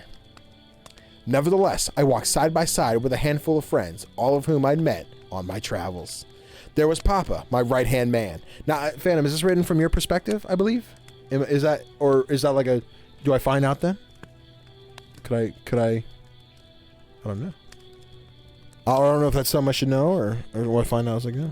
It is? Okay, bet. Just checking. Side by side with Papa, my right-hand man. The one who'd been around as long as I had. He was battle-worn and tired, but his charm still remained. Tagging along behind him was Rennick, eagerly observing everything around us. Oh my god, the mod squad in the zombie apocalypse. That's crazy. That's crazy. Gosh darn it, the music ended. Who did it? Who ruined the music? I put it back. It's all good. Sorry about that. Sorry, I gotta make sure the mic's on again. Is it the right place? Okay. Off to the left were a series of barricades, threatening to topple over as people pressed against them. Armed forces were deployed some time ago, attempting to keep the peace, but it wasn't working. As the crowd yelled and pulsed against the metal barriers, we slipped off to the side. Glancing over my right shoulder, I took note of Slug, sticking close to Papa. They were relatively new, but enthusiastic. That much I'd given them credit for. Swallowing tightly, I led us along the perimeter of the White House, hoping to remain as unnoticed as possible. Are you sure you know where we're going? Rennick worried, adjusting their backpack. Papa's the one with the map. There's a reason for that, I countered, glancing at my companion while we peered at the stained piece of paper. We're on track. Boss said it's not far from here. General Reg should be there to greet us. Papa informed, folding up the piece of paper and tucking it into the back pocket. With Rennick's worry somewhat soothed, we carried on. At some point, the formerly pristine walkways of Washington turned into cracked slabs of concrete blemished by gum. Ooh, who got all the gum in the apocalypse? Who got all this gum? Rennick, I'm in this? Fuck yeah. All right, nice, Simon. Next rounder, buddy. Take care of yourself. I'm going to set up a little bit for this one. Give me a second. And by set up, I mean I'm going to lean forward, because this might be easier. I'll hold the tablet upside down. All right, let me see here. So currently we got Slug, Papa, Rennick, and Phantom, and General Red in the conversation. Is the microphone right? Okay. At some point, the formerly pristine walkways of Washington turned into cracked slabs of concrete blemished by gum. Man-made barriers were set up consisting of tables, chairs, roofing shingles, and more. It looked like a war zone. Slowing our pace, we kept our eyes peeled for the familiar hatted gnome until at last a flash of red caught in our peripherals. A tall man with curly hair and the beginnings of a beard waved us down from inside the dilapidated building. Under normal circumstances, I would have been hesitant to go inside. Thankfully, it was Kanai waving me down. Ah, the elongated fuck, Papa mused. I love it. I love it so much. Stepping over rubble and motioning for Slug, Rennick, and I to follow him inside. Lingering at the doorway, I looked at Kanai expectantly. Has anyone else shown up in one piece? I asked. Yeah, but whether or not they're in one piece depends on what you define limb loose as. Oh no. Kanai quipped. Ducking in through the small doorway, shrugging, I followed suit. Aware of the stale, damp air, it wasn't pleasant, but it could have been worse. Moving down a flight of stairs, became clear that the boss had gotten some work done in our absence. A series of tunnels branched off into multiple directions, connecting to rooms containing unfamiliar faces. Part of me was certain I'd met everyone before, but matching gamer tags to faces wasn't exactly easy. I love that. That's great, Phantom. Matching gamer tags to faces wasn't exactly easy. That's phenomenal. This way, Kanai motioned, making sure I didn't lose myself in the maze of tunnels.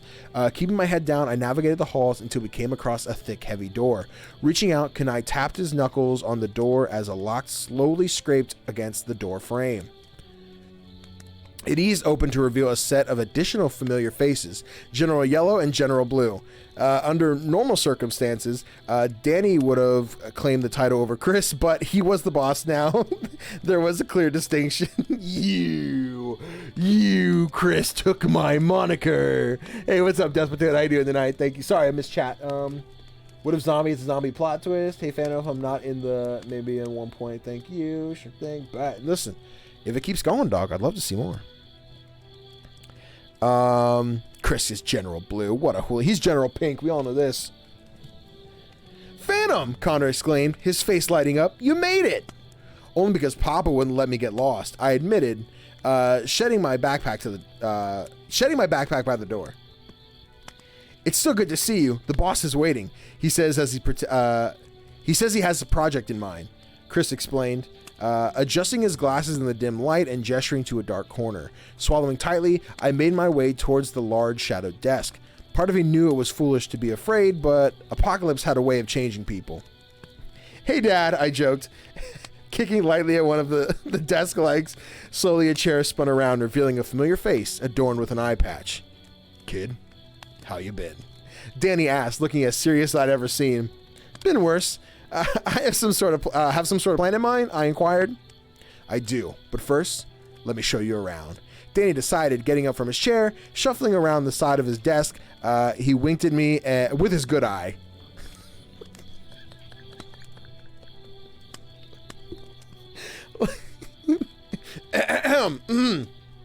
Shuffling around the side of his desk, he winked at me with his good eye. Let's skedaddle. Phantom's like, say it. Oh my God, that's amazing. The memes are abundant. They're all here. The word itself brought back a few fond memories, and I found myself laughing for the first time in a while. Passing by, the generals filed out into the hallway as Danny led us to the largest underground room. Here, a series of bedrolls had been laid out to accommodate the Nomies. Papa had already made himself at home as his cat ran amok, being the menace to what remained of society. Nomies, Dan declared, drawing everyone's attention. One by one, every conversation died, and each pair of eyes turned to stare at their leader. For those of you that don't know, this is Lieutenant Phantom, and that weird-looking guy over there is Lieutenant Papa. I'm sure Lieutenant Rennick would be in here too, but right now it's Camp Counselor Danny.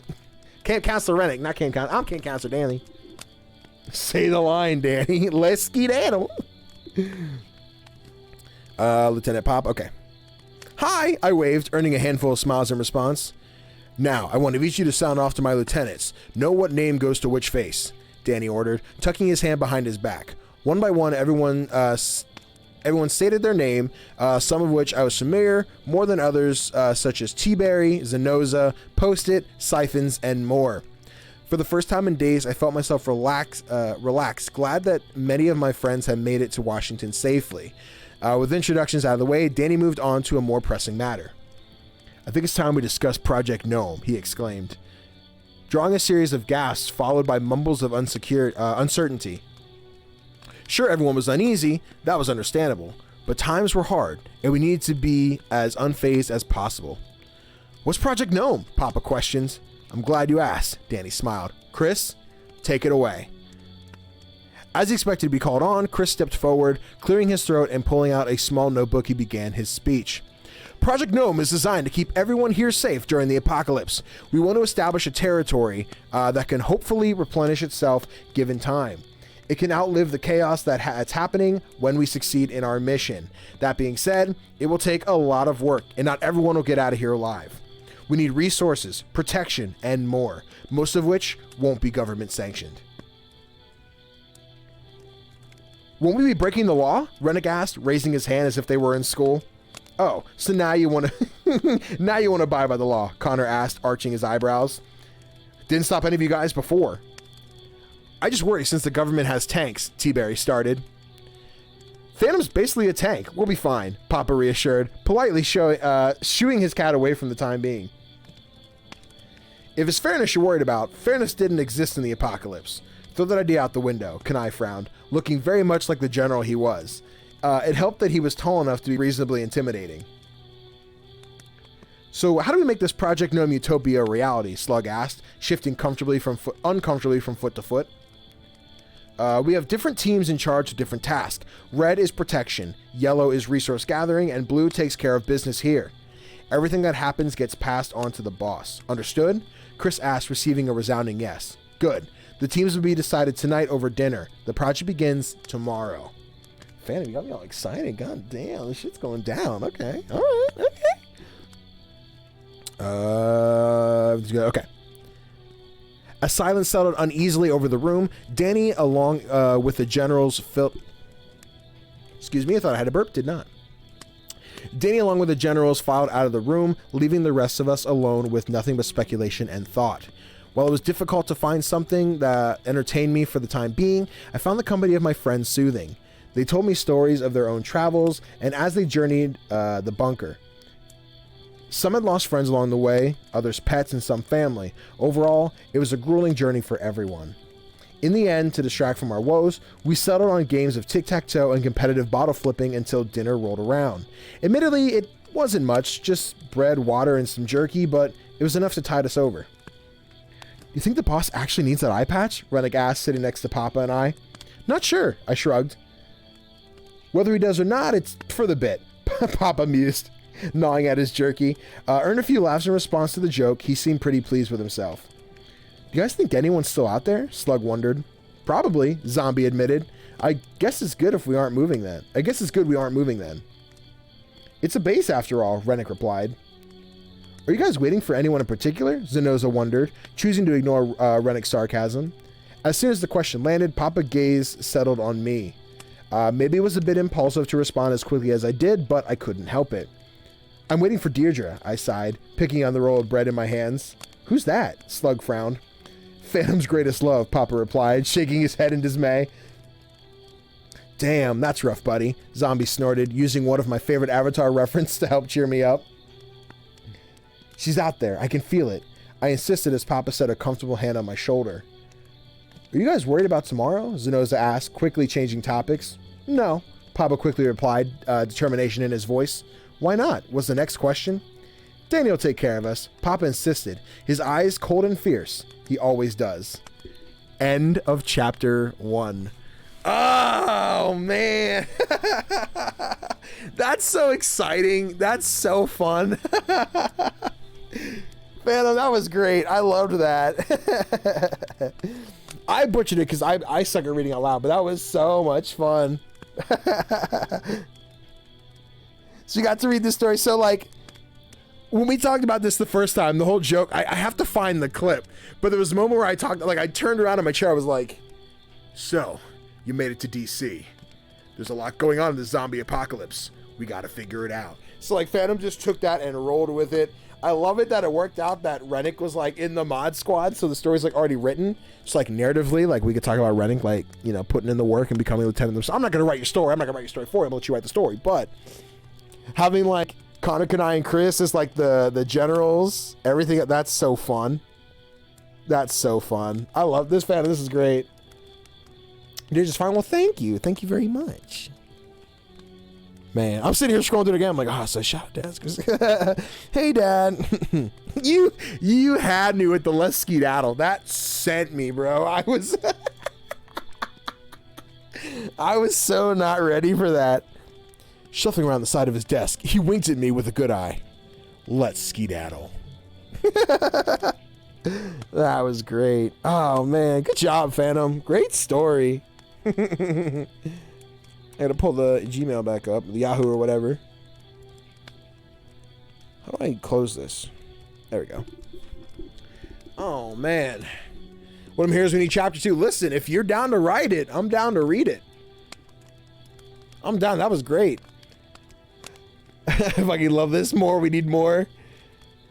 I guess imagine, like, because there's so many people in here, right? Like, I don't think there was anyone that's necessarily out. There was Slug, Zenoza, T, Rennick.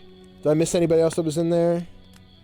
There was a handful that you mentioned during, like, the familiar faces part. But it's a good chunk of people that, like, were around for a while. I know we have some people that are in chat, like, on it. Zombie. Wait, was Zombie in there? I think Zombie was in there. Maybe not. If Zombie wasn't, get fucked. You got it, boss. Can't wait for it to continue. Absolutely. If the apocalypse really happened, I'd love to meet up with that. Can you imagine if we took over the White House? I don't see a world where that happens. But, like, if we did... Just the gnomies, we just paint like the gnome banners like for battle and stuff. Hopefully they don't have to battle. Hopefully world's more civilized than that, but more than just chapter 2, we need a whole book series. I'd buy them all. Yo, this gets printed on hardback, dude. I'll have a whole, I don't read a lot of books, but if there's like a gnome project book series, I'll put them all on the shelf. I expect signed copies. The chapter, I was okay, cool. I thought so. That was fun. That was really cool.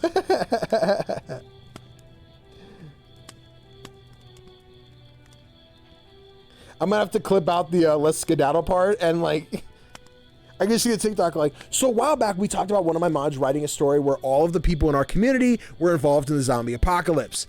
And she did a pretty good job at including some of our favorite channel memes. And I'll put like, up to the part where like, say it, Danny, say it. And then like the, let's skedaddle, like the actual clip after the fact for context. That'd be great.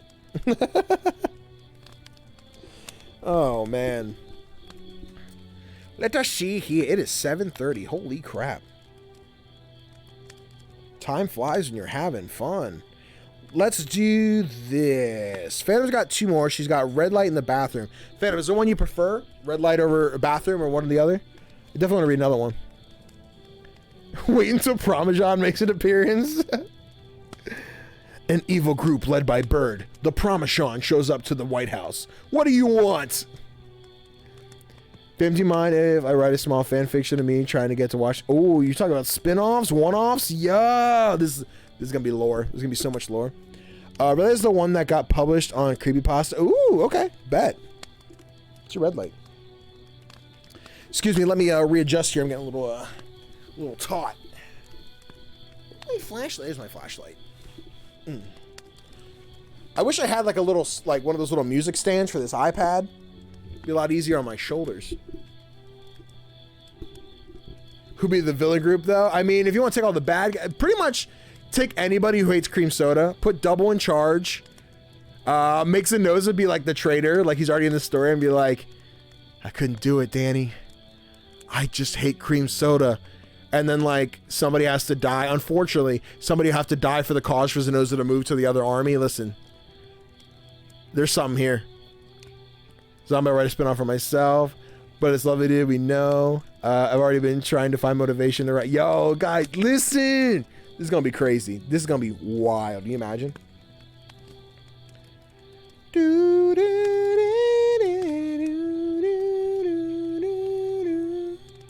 I like this Campfire. I have a happier one, but like, we'll switch to that one when I read the Cuphead book. So we'll probably do, let's read Red Light. I don't know if we'll do Bathroom tonight. So let's do Red Light. That's what, 5 pages here? Yeah. And then once we do that, I'll switch to the Cuphead book because I think that's going to be easier reading for my peanut brain. And then I can put on the Happy Camp playlist. It's going to be great. I'm so excited to see this connected universe. We're going to have to make a whole separate Discord channel for Project Gnome. We'll have to make like a doc that has like the narrative in chronological order. So it's like making an MCU list of like, you have to watch them this order, this order, this order, this order. Papa, son, some new Nomi. That timeline makes no sense. Deal with it. You joined late. Should I title it? I'd say like, I think the whole idea should be Project Gnome : whatever. So I think if anyone's writing their own story for it, they should do like Project Gnome : the Cal experience. I don't think that's a good one, but like hypothetically, right? Because Phantom did Arrival, which is go. I think like one word titles is dope. So like Project Gnome: The Arrival, or Project Gnome Arrival. If you did Project Gnome, I guess it all depends what your story is, right? Because if you write the narrative like how you got there, I think a word can stick out based on what narrative you got, as opposed to like picking a title and then writing a narrative to it. So a title can come in time. What's me to be in my story? Yo, Zombie about to write this narrative. I've started the Project Gnome movement. This is gonna be dope. This is gonna be so sick. It's gonna be great. That'd be sick. Freaking wild, bro. Also, I cannot read it from here, but whoever's dropping those likes in the TikTok chat, I appreciate you so much. Thank you very, very, very much. I can see little hearts. I just can't see who. But thank you. Thank you. Thank you. Guess on my. Sure gonna get to Washington from Nevada. I'm trying to think. I mean, if you wanted to go with like the Nevada thing, you can go with like Vegas and like name it like slots and find like a narrative where like you went through like a casino or something to get there. Ran into some, and also like the story so far doesn't have zombies included. It's just the apocalypse. So like, for all we know right now, like I don't know what Phantom's narrative plan is like for zombies, or if it's just like apocalypse, like destroyed world. There might not be zombies. Eyes the Falcon. Ooh, okay. That's a pretty good. I like that one. That's a good title. When are meeting up to make the movie? Listen, could you guys imagine if when we all go to some con together and we like create like a movie trailer for Project Gnome? Wouldn't that be insane? That'd be insane. Washington, D.C., like the capital. How did zombies? I would like nuclear fallout. You could even do bird's eye view. Oh, that's good. That's good. That's great.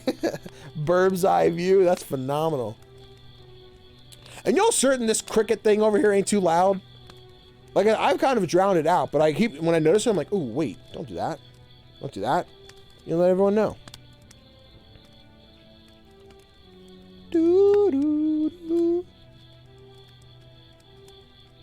My idea was that this, okay, cool. So I know I kept calling it like a zombie story, and that's on me, but like apocalypse story. Listen, I'm cool. If it's apocalypse with no zombies, I think that's like a more unique taste. I think everyone's just like, oh, zombies. So I'm cool with focusing on the apocalypse. We just have like no zombies. We're just like, the world is thrown. There's nothing to do. Although, listen, as the leader, eventually someone's going to have to kill me off and take over. I'm not saying how you got to write it, but I think that's just kind of like Walking Dead, you know? Just kind of what that goes on. Then it's not The Walking Dead, too. So listen, I'm going to tell you how to write. Anyway, this is Red Light, another Phantom Composer original. I don't know how often I'd be able to do these because, like, my throat gets hella dry from, like, reading, and I suck at reading as it is. But, like, if we have any more things like this that are, like, not fan fiction, but, like, Project Gnome oriented, and we did like Project Gnome like roundtable type thing, I think those could be fun streams to do. Or Refuse Let Danny Die, Zombie Adventure, that's mine. The name, ooh, that's a good one. Zombie Adventure, and when you show up at the door, like, guys, it's me, zombie. Hey, someone, don't let that zombie in. We haven't seen any yet. And if he's gonna bite us, no, I'm not actually a zombie. It's just my name. You know, that'd be fun. Dude, Project Gnome sounds dope. And listen, I don't even know what my project, like, Phantom wrote what my project, Danny as the person doesn't know. So we have no idea. Zombie Apocalypse as the play. Hey, that's a good one. The semicolon? I'm getting too excited for this. This is like when you see a movie show, like, I can't wait for that movie that comes out in 7 months. Now, if you'll excuse me, we're on to Red Light. Driving late at night was never something I enjoyed. There were too many variables that could go wrong. The headlights could go out, I could get lost, maybe even fall asleep at the wheel, and worst of all, break down with no one awake to help fix the car. But I had worked in a few hours, and I already taken off as much as I could. Dealing with sick parents wasn't easy, especially when you had to help pay medical bills. Yeah, medical bills are not fun. With the radio playing softly, I spared a glance back at Sam, who lay asleep in the back seat. His white-tipped ears relaxed against the side of his head, while his paws. I'm gonna lie. I thought Sam was a person, and I'm like, wait a minute here. Sam got big ears. The side of his head, while his paws twitched as if someone was tickling his feet. He was too tired to wake up. Turning my attention back to the road, I groaned as we approached a stoplight. Why they had these sprinkles through the long, empty expanse of highways, I didn't know. It wasn't like anyone else was going to be awake at 2 in the morning. If they were likely just as irritated about stopping as I was. All I wanted was to be home. It gets a little bit, to get a little bit of sleep before dragging myself out of bed for work. Easing down on the brakes, we crawled to a stop. The front end of the car kissing the long white line that we weren't supposed to cross. Sighing, I relaxed against my seat and took a moment to close my eyes. It was a mistake. Every part of me started to curl up and fall asleep on the back seat right next to Sam. He'd be warm and more than happy to share. He'd most likely spare me a few kisses to the cheek for good measure before letting me use him as a pillow. Muttering a curse, I forced my eyes open to find that the light was still red and impossibly bright. Its vibrant red glow reflecting across the dark road, creating a radius of light that far surpassed normal stoplights while intensifying with each second. Part of me knew it was impossible to take a streetlight that bright, to have a streetlight that bright. There were regulations to follow for the safety of driving, but there it was. Like an anglerfish luring an unsuspecting prey. Yeah, I hate the ocean. The ocean is so scary. I hate it. I hate the ocean. There's so many scary things down there. Anglerfish luring an unsuspecting prey, glowing intently in the realm of darkness. Change already, I grumbled. Change already, I grumbled, running out of patience. There was nothing worse than nothing worse than having to sit and wait for an unreasonably long light. I can't believe this, Sam. Startling Sam awake, I uttered his name. He poked his head out between the driver and passenger seat, ears swiveling about on high alert. I got the impression that he could hear the hum of a strange red light. The electricity within was so intense it fried the wires encased in black metal. Uh-oh. Still, the light didn't change. My impatience turned into anger, and against my better judgment, I placed my truck in park before opening the driver's side door. Sam made a move to leap into my now empty seat when I stopped him. Stay. I'm just having a look, okay, buddy? Something has to be broken. Giving Sam a pat on the head, I rolled the windows down so he could still see me before shutting the door. He hated when I was out of sight and hoped this would soothe his nerves. I got it, Project Gnome High Caliber. Yo, that's pretty good. That's a dope one. High Caliber. Holy shit, y'all thinking. What if after Phantom gets done writing the main story, we got everyone's side stories and make one big book? Listen, I would love that. I would love to figure that out somehow. If there was like as far as like making it like a document that we can just share, I think would be super dope. I think once we get into like publishing, like let's make an actual book. I'm like, oh, then if we sell copies, and it's like, how do we disperse all the pennies amongst the different narratives, the road? But we need to make a movie.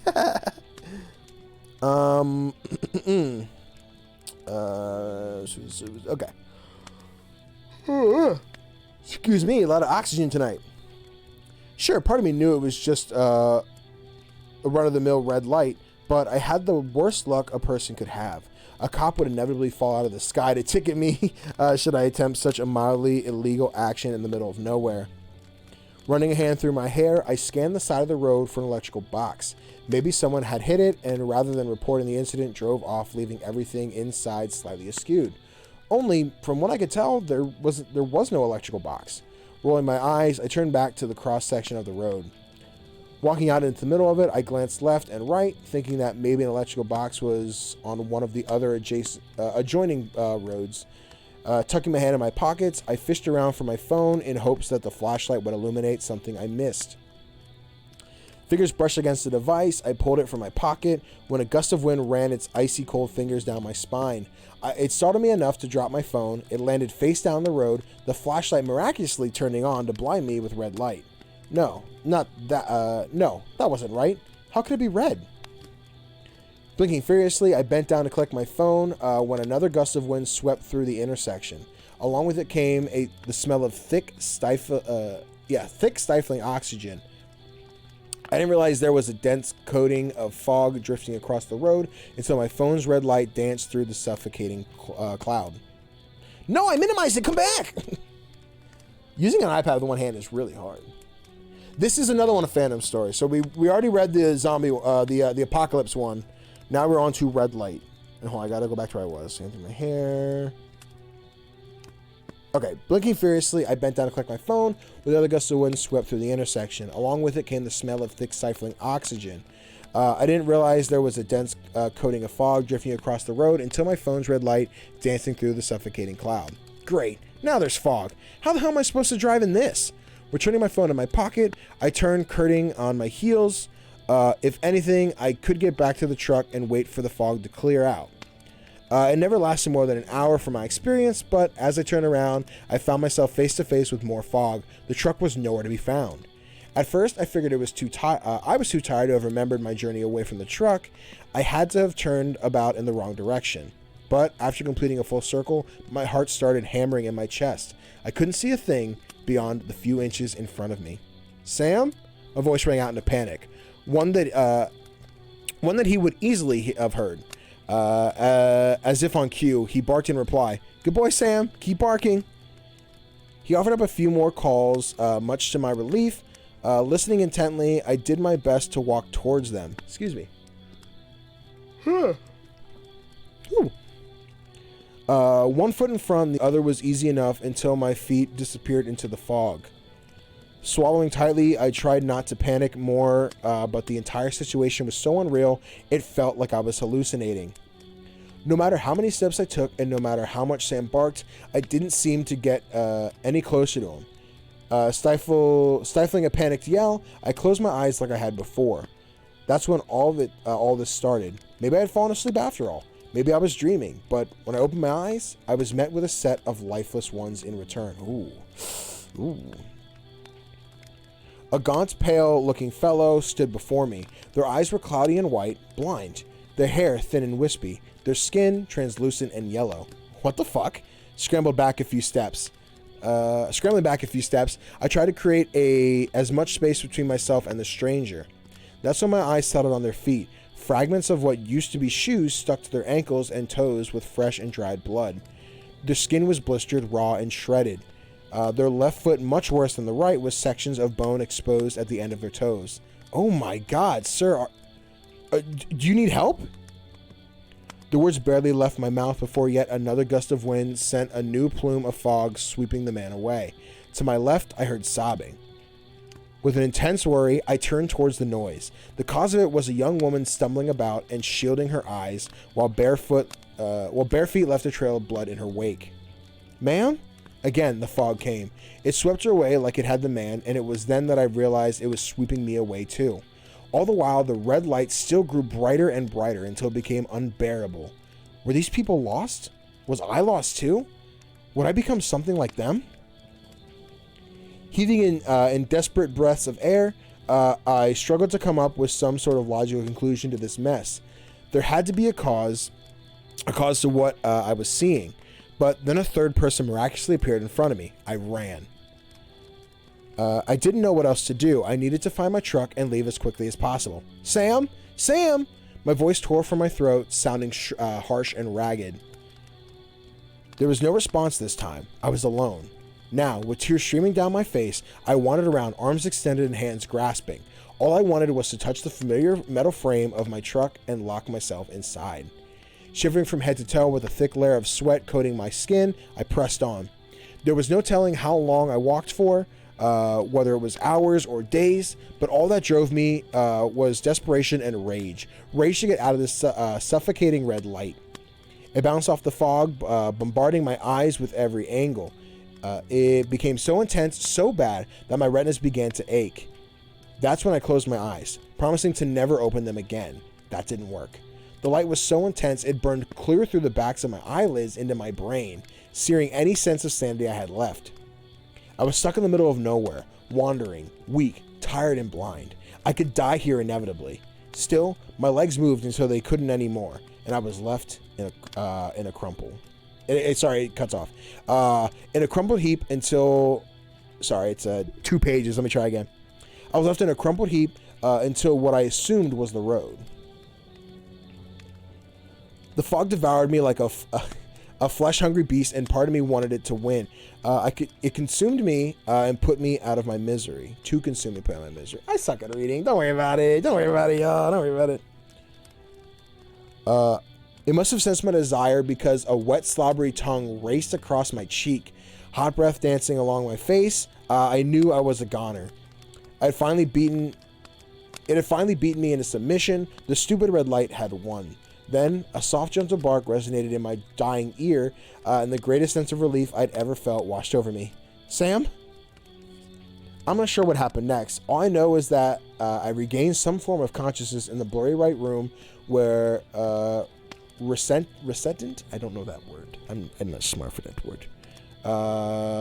Resentant beeping bombarded my senses. I could barely make out the set of wires dancing along my arm when the door eased open and in walked someone decorated with a lab coat. Ah, you're awake. How are your eyes? They asked, their voice gentle but prying. I can barely see. I rasped my throat, feeling like it was full of razor blades. I see. Well, we can get an optometrist in here shortly. I didn't hear her finish. What happened? I demanded. Where the doctor setting a blanket across my midsection, I had a vague sensation of coldness racing along my toes. Officers found you miles away from your car, clear in the next county. You were missing your shoes, the doctor explained, pausing as if debating whether or not they should tell me more.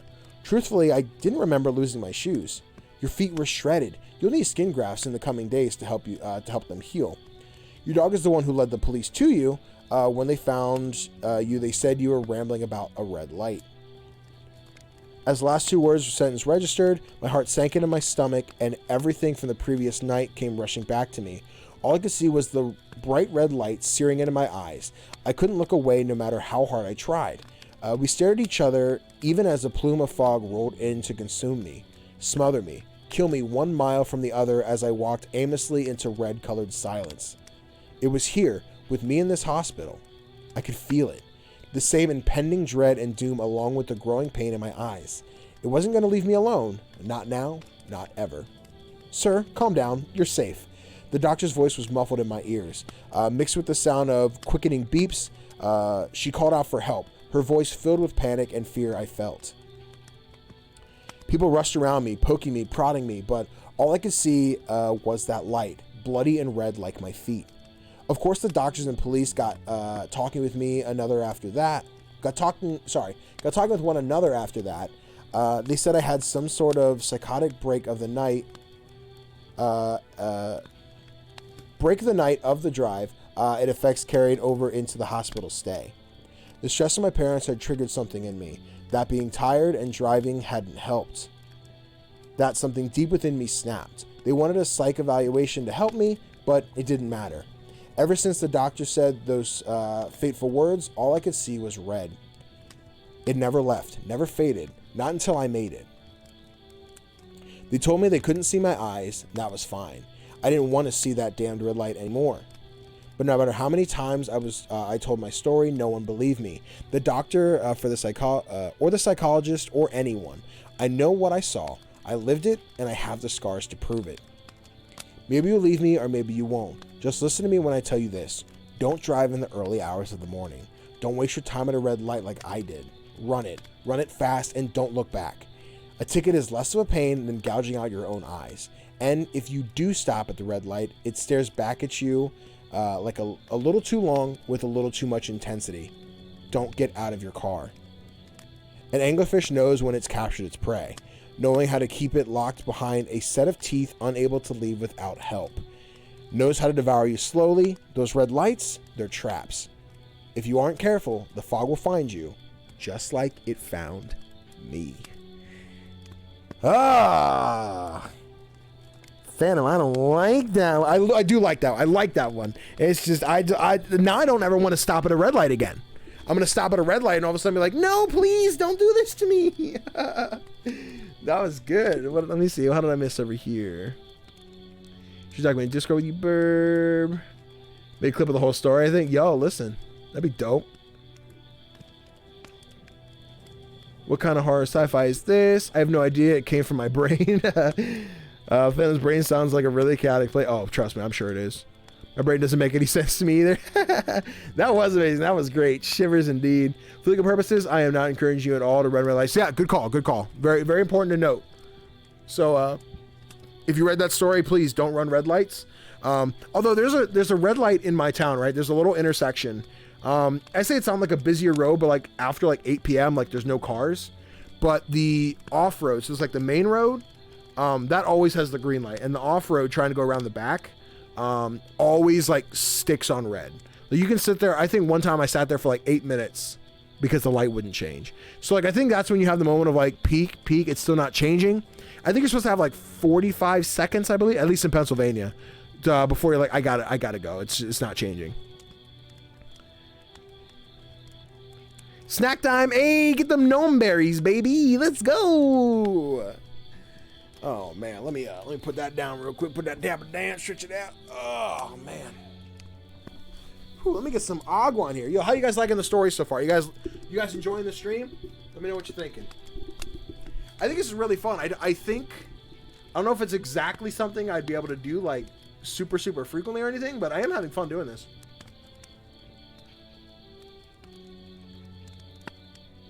Loving it, Poser. I'm glad you're liking it. I'm glad you're having fun. You see something here real quick.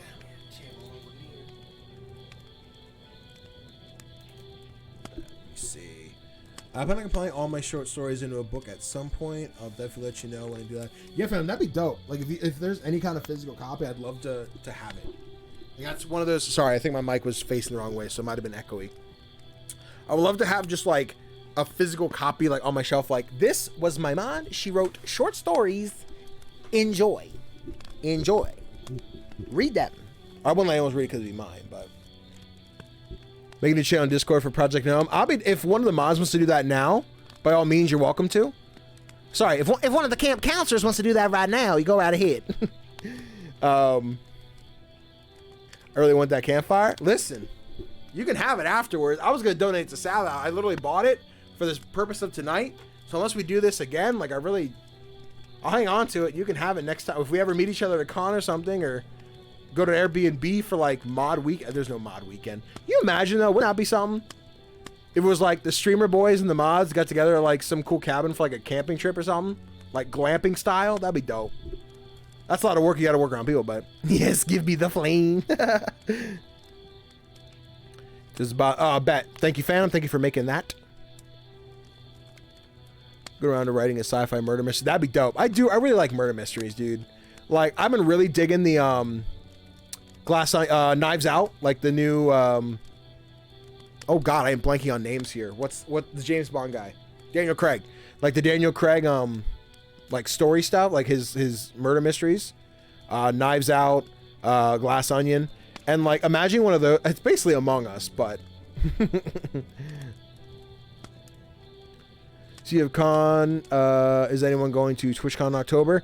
Maybe, Zombie. Maybe. We have not gotten... I don't think tickets have gone on sale yet. But Chris and I have talked about going. I don't know if anyone else is, as far as like... I don't know if Kanai and Connor plan to go or anything, but we were talking about going. So if tickets go up and we can grab them... Grant, I think realistically, we probably should have planned to get hotels and everything first and then figure that out, but... I'll try to have a serious conversation with Chris later, but I'd like to go to TwitchCon. I think it'd be fun. They're going to VidCon this year since about... Ooh, very nice. VidCon is one I should put my eye on. So I posted on Twitter earlier this week that I need to get better at like aiming for cons. And like, I know locally we have one called KatsuCon. I've never been, but that's a lot more of like an anime thing than it is like a content creator thing. TwitchCon this year is in Las Vegas. Las Vegas. Viva Las Vegas. But I think VidCon would be fun. I want to go to more like game related ones. Like I want to go to PAX East. I want to go to, there's another one closer to me in Baltimore. I think it's called Too Many Games or something like that. Any kind of like indie events would be dope. I would love to go to some stuff like that. As you say, which one? KatsuCon, Cal? KatsuCon's in your state? Very cool. Chris Evans and Knives Out does things. Listen, Phantom, I get it. Chris Evans in there? I'll tell you what, y'all, I'm gonna turn... It may not bother y'all. I'm losing my mind with all these crickets. I'll put the fire out, but I'll leave the fire on, you know? I wish that thing had a noise option. If I can mute it and just let the fire go, that'd be great. Baltimore, bad, dude. Hell yeah. I know Baltimore and Boston. See, maybe that's... I always confuse it. I think I say Baltimore when it should be Boston and vice versa. I'm not sure 100% which one it is. I mean, they're both... Boston's further, but it's still like grand scale of the whole country is closer to me, you know? I did, dude. Pesticides. Oh, I was like, crickets, stop. Bug spray everywhere. Knock it off. Probably not. Don't got that money for planes and concerts. Yeah, that's kind of where we're sitting at. Like, we're like, order the tickets. And then we'd have to really figure out. I've never been on a plane. I don't think any of those streamer boys have. Chris, Connor, Kanai, and myself. Pretty sure we talked about none of us being on one. Yes, Baltimore is in Maryland. Yeah, I think Boston's the one that's farther away. That's the... Yeah, Maryland, depending where we go, I think it'd be anywhere between like a 2 to 3 hour drive, I think. Actually, sometimes even closer than that, but... Danny slaughtered the crickets. I love it. The crickets have been destroyed. I mean, they're still like... I just put them to sleep, you know? See, I could turn back on whenever I want. Just, you know, not now. I need to put a sticker on my microphone. So you guys may have heard, there was one point where I was talking about my mic sounding echoey. So the way my mic's set up, The logo is on the back, so it might be hard for you guys to see. Let's see if I can. But like, it says Pseudotac on the microphone. That's the one that is away from me. So every now and again, I put my mic like this, and when I talk into it, the mic's over here, like here. So sometimes they'll do this, and it just doesn't. So I have to go. So you ever see me? So I need to put like some kind of like plastic or stick or something on the mic so I can know. Yeah, I think honestly it's probably that way because when I took it apart to clean it, I probably just screwed it on weird. So I could probably take it apart and fix it, like just rearrange it. But also I'm just like, let's not fuck with it. Let's leave it alone until we absolutely have to. Yeah, if you guys ever hear like it sound like this on stream, be like, Danny, I think your microphone's backwards. I'm like, oh, sorry guys, my apologies. Honestly though, like, I'm not gonna lie, y'all, this is kind of like podcast setting. If I like leave the camera there, I move this chair a bit, I put another one there and be like, hey, so what do you think about marbles? What's your stance on marbles, dude?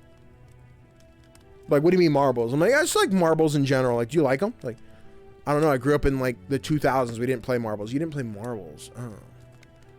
Interesting. I mean, we have marbles, but we never knew how to play. Like, we didn't know about the, like, flick them and whatever. We just kind of, you know, we kind of just talked about, like, we threw the little balls at each other. It was like, you did what? It's like, not like anything weird. We just, like, roll them. You know, it was just kind of, I don't know. Cool, shiny crystal ball. I don't know. Marbles are weird. But. Like I said, it is nice. It's like, the mic has to be dumpy. Actually, like, dumpy to me. Because you guys have the face, so the dumpy would be here. So I guess if I get like a sticker of a peach, if anyone sells stickers, like an Etsy shop or anything, I think I don't know if you still run your Etsy shop. I gotta buy some stickers from people. I bought some cool stickers before. One's like a villager from Smash Bros. Really cute. I definitely want to put like some stickers.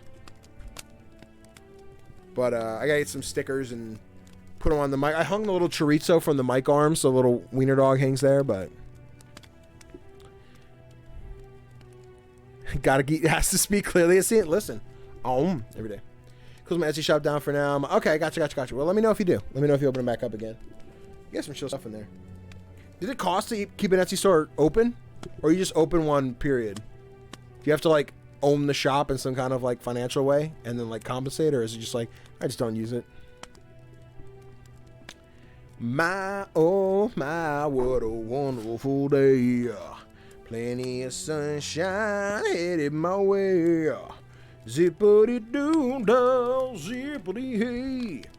Although, I'll say this. I've never been to a book reading or anything. I don't think you're meant to, like, read this long. It's probably bad for your health. Like, I mean, I sit here and talk like this all the time, but we got cutscenes and stuff to, you know, like... But like, as I said, think about it. I'm thinking like teachers in school when they would read you books. Like, I don't think they read for it. Like, let's read for 3 hours, class. The encyclopedia says that you should always. Excuse me.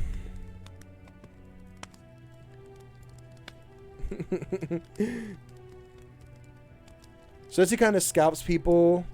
There's a lot of built-in fees, so if you have to jack up price, yeah, that's kind of how the merch is. I was looking at, there's a website called Fourth Wall, I think it's called, and you can sell merch through that.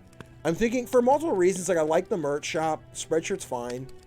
I'd like to find one that has higher quality clothing, as well as is just more convenient for like a shop title, because I think for like, hey guys, you can grab my merch at shop.spreadshirt.com / it's just very like long-winded. I like to replace that with like something like shop.cgdannyb.com if I can make it. Like that sounds like like what's it called? Squarespace's type URL.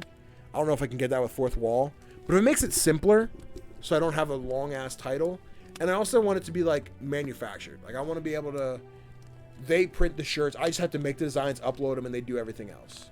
Is ideal. Like a storefront for that, so. 6 out of 10 burp, thank you.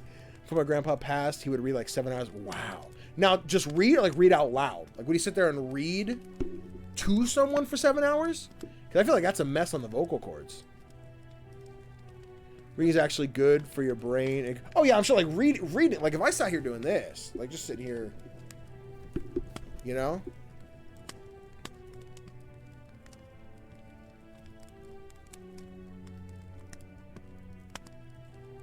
Oh.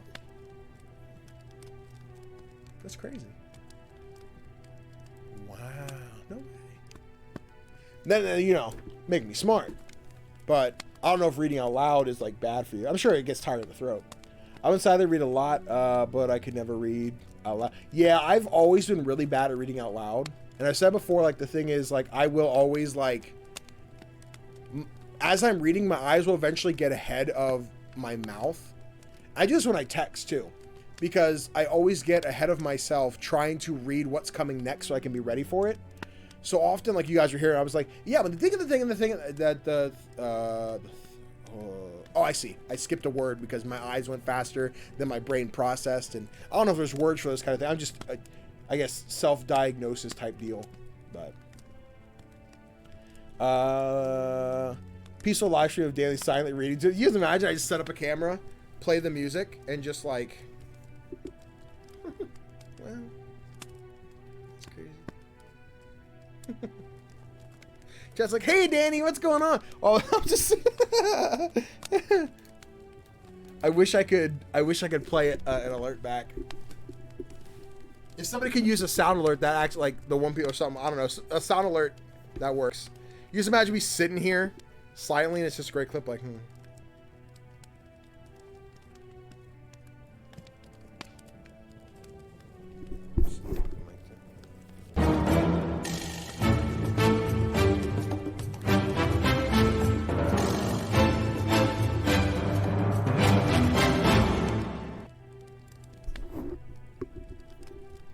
Falcon, thank you very much for the follow. I appreciate it.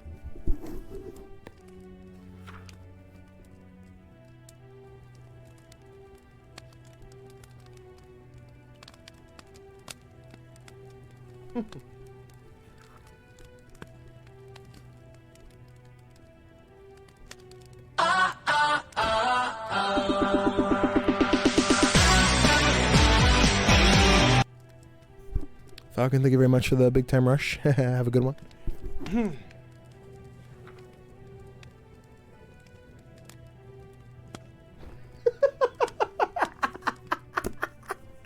Oh, oh, is it not gonna work again? Gosh darn it! I think the ones that have like the trigger fire are like broken right now, so we'll have to keep track of which one those are, and I'll refund them after stream. But I got fans. Thank you for the clip. This is actually killing me. I'm sorry, Phantom. Yeah, that one didn't work. I mean, can anyone hydrate? Can anyone try hydrate and see if that one works? Because it might be. Where'd my water go? Here it is. I just need to refund the the endless point. I know. Yeah, I'm gonna do yours. I have to do some of the other ones. Oh, I did not. I wasn't looking. Again, I guess I didn't do the to be continued. It might be trigger fire that's down. Okay, yeah, damn. Yeah, I'll have to try, yeah, I know Zombie need one. I could just pull up, like, the alerts from the stream. And any of the ones that are trigger fire, I'll just hit cancel. I don't know if the points go back right away, but they'll should be back within the day, so. I'll do that after stream then, because right now, so y'all can't see it because my desk is, like, right here. So where I'm looking right now is where my desk's at. My monitor I usually have chat on is turned to face me, and my mouse and keyboard's all, like, right here. So after stream, I have to basically take a bunch of stuff and rotate it back around. So that's why, although I love this setup, it's not ideal until I have like extra. I need an extra mic. I need extra lights. I guess I have extra lights, but I definitely would have to like change a lot around to do this somewhat consistently. Because having to move all my my PC over and over again, oh, that'd be terrible. Absolute garbage. But yeah, I'll do refunds then after. Excuse me. After stream's done, when I get everything back in order. Yeah,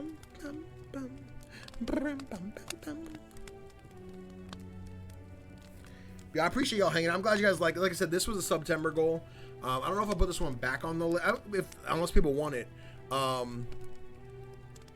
know I was talking to Rennick, Papa, and Phantom about like some channel point rewards and just like September goals and stuff like that. The only one I really have locked in is I want to include the one-shot D&D campaign. I think it'd be a fun like September goal where we get someone to DM. I'm thinking Kanai would be a good DM. I definitely want Connor to play. Is the mic the wrong way? Is it better? I can't do it. I don't have my sketchbook. I can't do the sketch. Well, all right, bet. Appreciate it. Thank you. Let me, hold on. I guess I'll try the sketch. The mic won't sit down. God damn it. Ugh. Hang right there. I'll be right back, okay? Yeah, I get the freaking sketchbook. Bum bum bum bum bum bum bum.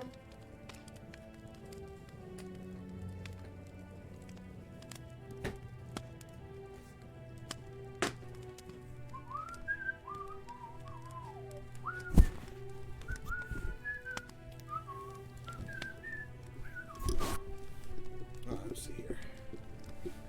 Giving us the short of the show. Hey yo, that ain't yours. Don't look at it. That's cheating. That's gonna cost you $40.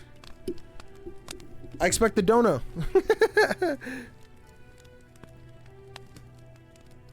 Numbers are in it with the mic. Turn my headphones up. Didn't have y'all didn't what? You didn't hear me walking away or what? You are quick with it. Here's the compensation. Be good chat.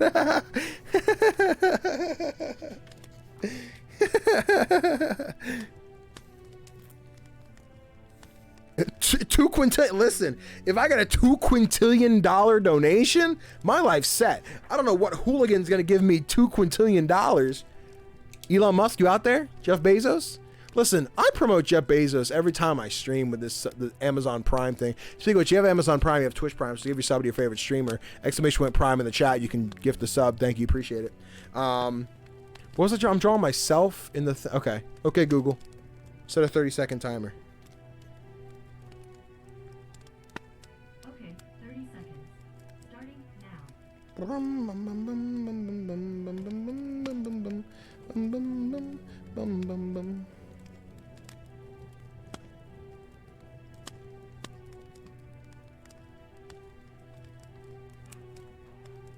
Uh-oh, someone dropped something in the kitchen.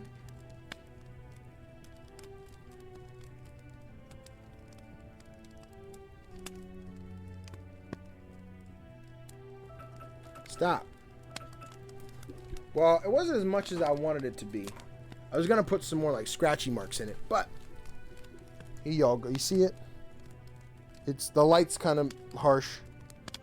Gosh, for darn. Hold on. It's hard to see because the light's right on the camera. I don't know if you can see it. It doesn't look like you can. That's tough. How do I even show you? Someone dropped something in the kitchen. That is what I said. Is there any chance? Hey, can you see that? You see it now? I'm rugged.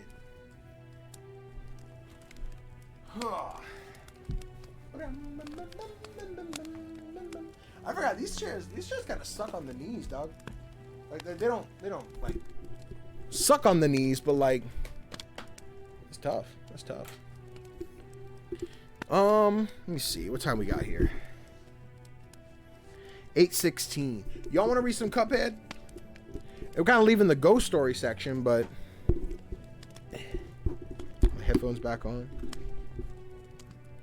Because if I do Cuphead, I can switch back to the nice playlist. There we go. Yeah, Cuphead! Bet. Let's see if I can read this well.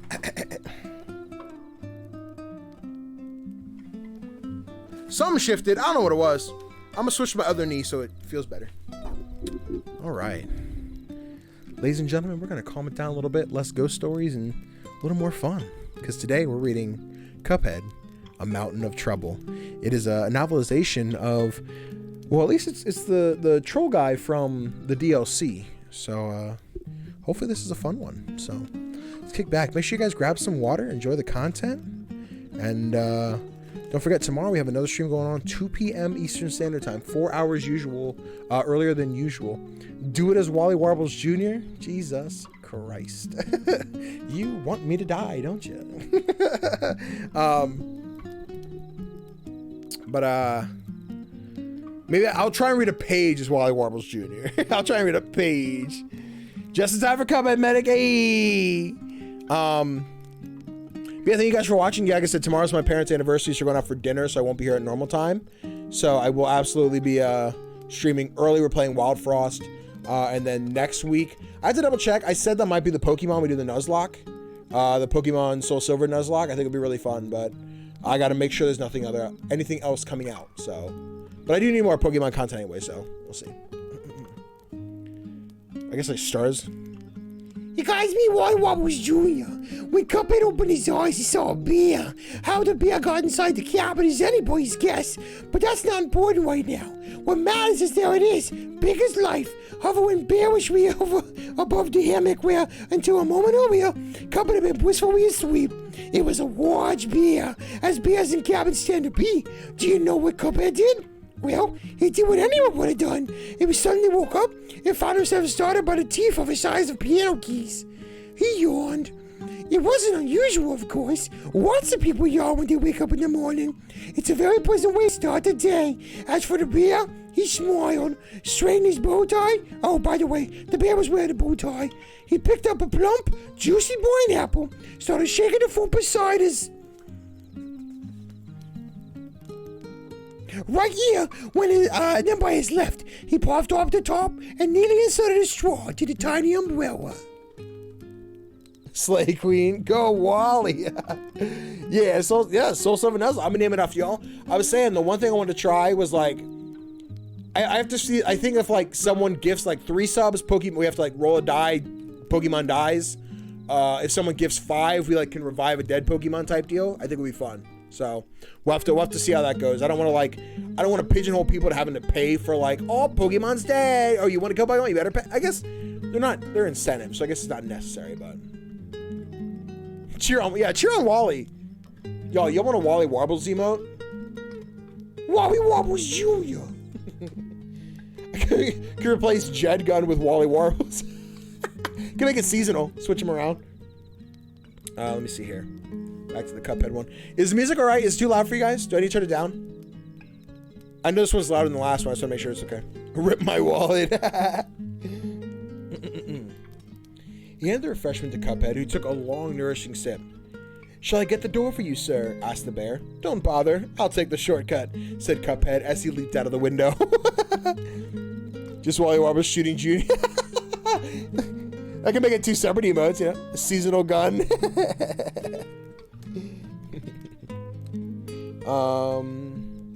The only problem was that, let me take the one earbud off so I can hear myself think. Get the mic right? Yep, okay. The only problem was that this particular window was on the 3rd floor. It was a very large cabin, and he appeared to be in for a terrible fall. But as luck would have it, just below him, a distinguished-looking badger was pushing a newly purchased 4-poster bed home to his burrow. So after an exhilarating plunge, Cuphead helped himself to the softest landing he'd known in a long while, trampolining off the mattress and bounded onto his feet, not his knees, his feet. And since it was such a nice day out, he went for a walk, and everywhere he walked, he saw something fun. There were horses tossing horseshoes, and horseshoes tossing horses, and ants having a picnic, and gum trees blowing bubbles for every size and flavor. He saw fiddler crabs fiddling, bread slices loafing, faucets running, boxes boxing, sneakers sneaking, bumblebees bumbling, and an army of bullfrogs playing a game they called croquet, which is exactly like crochet, but noisier. Sorry, croquette? Crochet. Okay, got it. They were playing a game called croquet, which is exactly like croquet, but noisier. It's hard to hold a book in one hand. How do people hold books in one hand? Like, that's so much effort on your freaking hand. Your thumb, dude.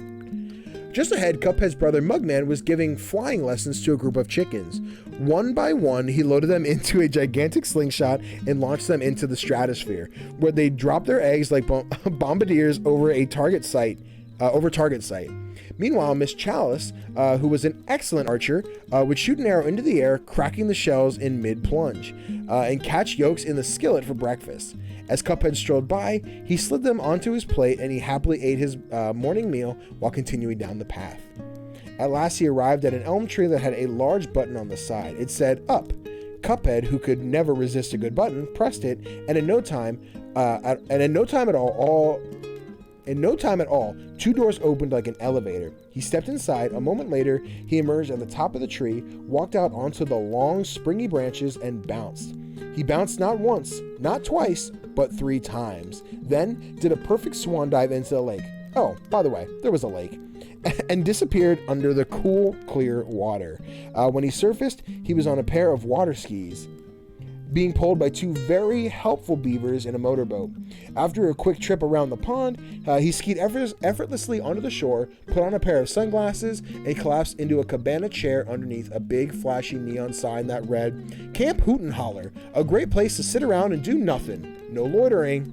It's quite literally what that is.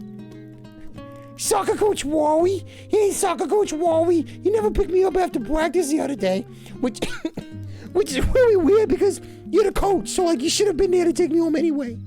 You went home without me? Oh, God. You went home without me, Coach? How'd you do that? What's going on? As Cuphead lay there, sipping pineapple juice and relaxing in the breeze, the most beautiful songbird he had ever seen opened her lovely mouth and said, "Cuphead, Cuphead." Oh dear, that didn't sound like a songbird at all. It sounded like the voice of his teacher, Professor Lucian. I don't know who that is. Oh wait, no, is that the music head guy, the record player from Inkwell 3? I think he's in the animated show. Because that's exactly what it was. Suddenly, Camp Hoot and Holler and all of its wonderful delights vanished, and Cuphead found himself sitting at a very ordinary desk surrounded by his equally ordinary classmates. Professor Lucian stood at the blackboard. He looked irritated. "Cuphead," he said sternly, "if you're not too busy daydreaming, perhaps you could come up here and show us the answer to our math problem."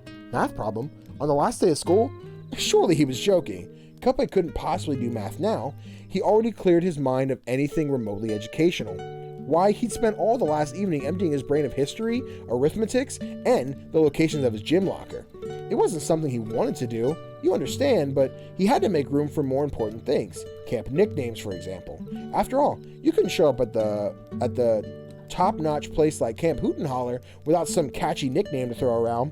So far, he'd come up with Stilts, Curly, Pencil Neck, Wiesenheimer, Half Pint, Moonbeam, Bookworm, and the Sarsaparilla. The Sarsaparilla Kid. Sarsapilla. He could hardly wait to find campers to pin them on, so I'm trying not to block my face. I lost my place. Find campers to pin them on. So obviously at this particular moment, answering any question that wasn't in some way nickname related would be a complete waste of time. He was surprised Professor Lucian, one of the smartest people in Inkwell Isles, had realized that himself. Then again, nobody's perfect. I gotta work it again and again till I get it right. Sorry, Hannah Montana kicked in. Did you hear me, Cuphead? The professor asked. Sure, I heard ya. I'm gonna go with the animated one, said Cuphead. I was just, tying my shoelaces. Professor Lucian rubbed the temples of his bulb. Oh, it's light bulb guy. Okay. You don't have shoelaces, Cuphead? Oh, Professor Lucian, you're making my life so difficult, man. Why can't you just let me enjoy the summer vacation? This was an excellent point. Cuphead examined his feet. Oh, he said at last. That's probably why it's taking so long. and having no other choice, he climbed out of his chair and started a slow, torturous walk towards the front of the class. On the way, he tried very hard not to think about Camp Hoot and Holler, because that would only make doing math 1,000 times harder. But, Psst, Cuphead, said Miss Chalice. What's the secret Hoot and Holler handshake? Cuphead sighed. Miss Chalice was his very best friend in the world, but she had an annoying habit of getting him into trouble. Take now, for instance. She knew perfectly well that secret Hoot and Holler handshake was 2 shakes, a moose call, and a smack on the hand with a rubber mallet. For crying out loud, they'd practice it a dozen times, but like everyone else in their classroom, it was bursting with excitement about going to camp and wanting to make sure nothing would go wrong.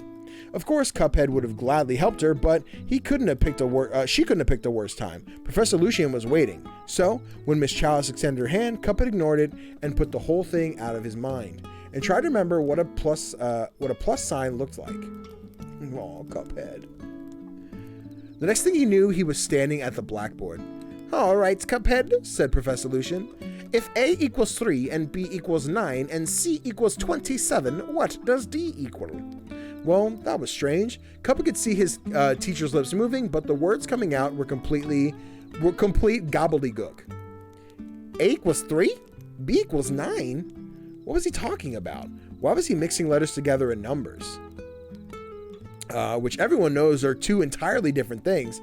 Cuphead felt sorry for the poor professor. Perhaps he needed a vacation. Maybe to some kind of wonderful camp where they had butler bears and elm elevators and bullfrogs playing no. Cuphead couldn't think about that right now.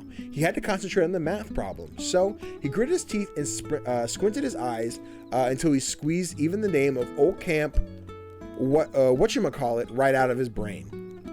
And when he was ready, he picked up the chalk and wrote a large letter D on the blackboard, then glanced hopefully at the professor. Professor Lucian crossed his arms and, excuse me, I gotta turn the page here. Tapped his foot. So next to the D, Cuphead drew 2 parallel lines, which he vaguely remembered being the way to make an equal sign. He was very pleased with how it turned out. It's funny though, he'd never noticed before how much the equal sign looked like a pair of water skis. The resemblance was uncanny, and speaking of water skis, he happened to know of a place where they had the most incredible water skiing you'll ever see. A little slice of paradise called Camp Hoot. No! It's not a pair of water skis, it's an equal sign. A plain, ordinary, dull as dry cereal equal sign. And it had absolutely nothing to do with motorboats or beavers or that camp whose name she'll definitely couldn't recall right now. Cuphead was done with the nonsense, and he quickly turned to the business of staring very hard at the equation on the board and hoping for a miracle. And to his great surprise, he just happened to come up with the answer when, psst, he heard a noise. Psst! Again, with better judgment, Cuphead turned around. When he did, he saw that his classmate had formed themselves into a pyramid in the middle of the classroom, and Mugman was leading him in a cheer. "Marshmallows, wiener roast, sis boom ba, hoot and holler, rah, rah, rah." Cuphead groaned. This was agony. "The equation?" The equation, Professor Lucian reminded him. "Ah, yes, the equation." He could stall no longer. After a deep breath, he raised the chalk, made a big, bold, somewhat numerically looking line, and ring! Yes, Saved by the Bell. That glorious, magnificent, ear-splitting bell. Summer had arrived, and the terrible, unsolvable math problem no longer had any power over him. Quickly, he grabbed the D he had drawn on the chalkboard and turned it sideways so it looked like a little boat. "Come on!" he yelled, and an instant later, he, Miss Chalice, and Mugman were all sitting in the D-shaped tub. "Just a moment," said Professor Lucian, giving them a serious look. When he picked up the chalk and drew a life preserver. Uh-oh. Sounds like summer school's coming up, everybody. Uh-oh, man, that was one chapter.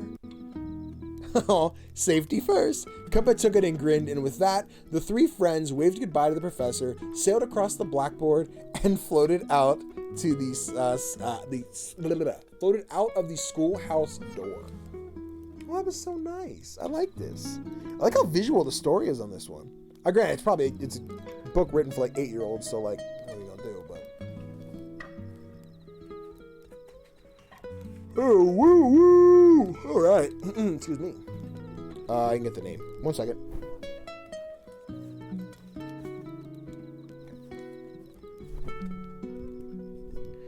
Chapter 2, Ready for Anything. When the boys arrived back home, Cuphead went straight up to his room and Mugman went, well, straight up. Woo! Hearing the sudden cry, Elder Kettle, who was the boy's guardian and knew shenanigans when he heard him, rushed to investigate. When he found what he found was Mugman hanging upside down from the parlor ceiling, with his feet caught in the grip of an elaborate trap. Cuphead! Elder Kettle bellowed. Naturally, Cuphead came racing down the stairs. Elder Kettle gave him a long, disapproving glare. Cuphead, what in the world is this? Cuphead gulped. It wasn't what Elder Kettle said exactly, it was the way he said it. He had that tone, the one that sounded like a pirate making you walk the plank because you turned the page. Forgot to bring the scary-looking flag with a skeleton onto it. It was an awful sound, and Cuphead felt sick to his stomach.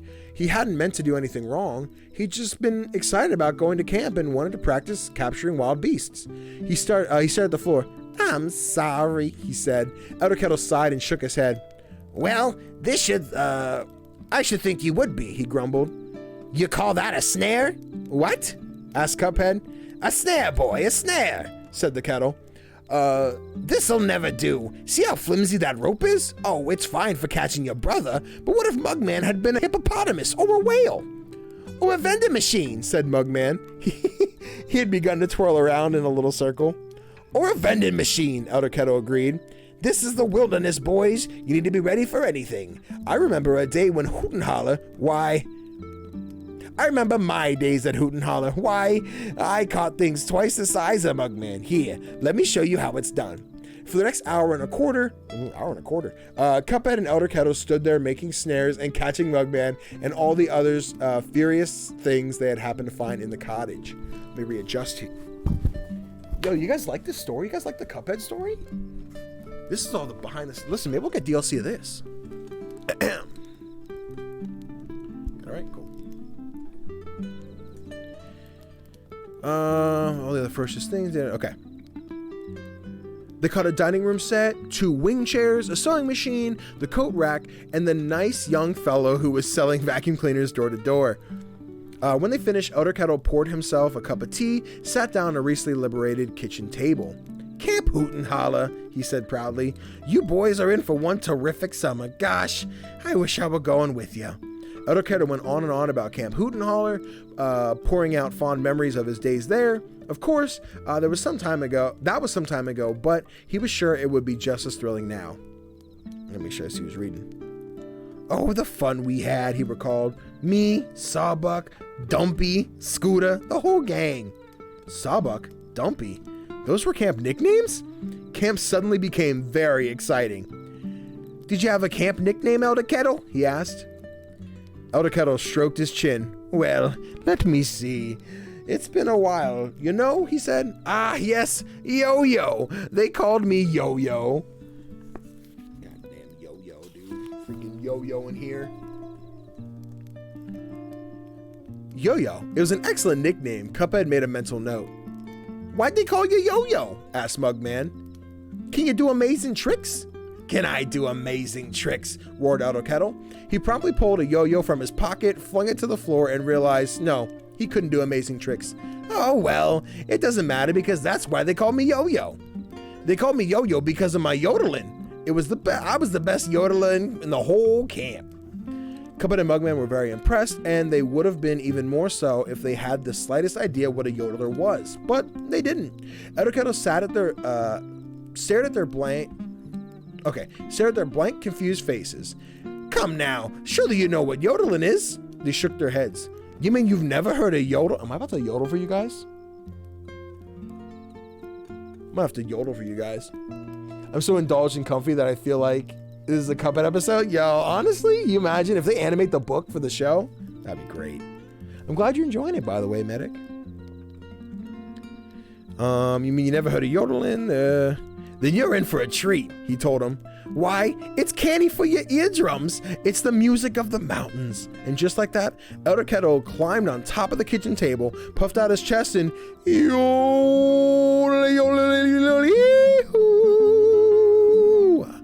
think I did pretty well on that. I hope so. Cuphead couldn't believe what he was hearing. It sounded like someone was badly mistreating a goose. If Elder Kettle was the best yodeler at Camp Hoot and Holler, he would hate to meet the second best. The old kettle climbed off the table and looked at the boys. They were speechless, then wordless, then phraseless, then soundless. Finally, when they completely ran out of noises not to make, Mugman burst into applause and yelled, "Hooray!" He didn't say hooray because he liked Elder Kettle's performance. He said it because he liked Elder Kettle. Oh, I see. Okay. He didn't say hooray because he liked Elder Kettle's performance. He said it because he liked Elder Kettle. Mugman wouldn't hurt Elder Kettle for anything. As for Cuphead, he cheered as well. It was only polite. Because he'd never heard anyone yodel before. Maybe it was supposed to sound like that. He tried to think of something nice to say, but nothing came to mind. Then Elder Kettle turned to him with his warm eyes and cheering grin, and all of a sudden Cuphead knew. "You're 1 in a million, Yo-Yo," he said, and that much at least was true. The kettle smiled and looked and took a humble bow. "Well, I guess you boys better start getting your gear together," he said. "It's almost time." I know my Elder Kettle voice is not good, but like, I like my Mugman and Cuphead voice, honestly. He was right. The bus would be here any minute. Cuphead could hardly believe it was happening. They were going to Camp Hoot and Holler. He started up the stairs and halfway to the top when he realized Mugman wasn't following. Brother was just standing there in the parlor gazing at Elder Kettle. "It's a nice camp, isn't it?" he said at last. Elder Kettle wrinkled up his brow. That might have been Cuphead asking, or Mugman asking, I'm not sure. Hadn't the boys been listening? How could he even ask such a thing? But then he remembered that Mugman was very young, and this would be the first time away from home. And that wasn't easy for the bravest of mugs. And that's when his grand old face softened, and he smiled and put a reassuring hand on Mugman's shoulder. "Nice? Why, it's a show place. It's the finest camp in the whole wide world. Why they have the friendliest staff, the comfiest cabins, and the most delicious food you've ever tasted.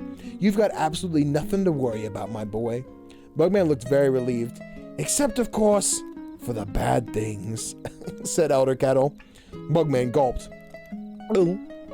Meanwhile, his brother backed slowly down the stairs. "Bad things?" Mugman said.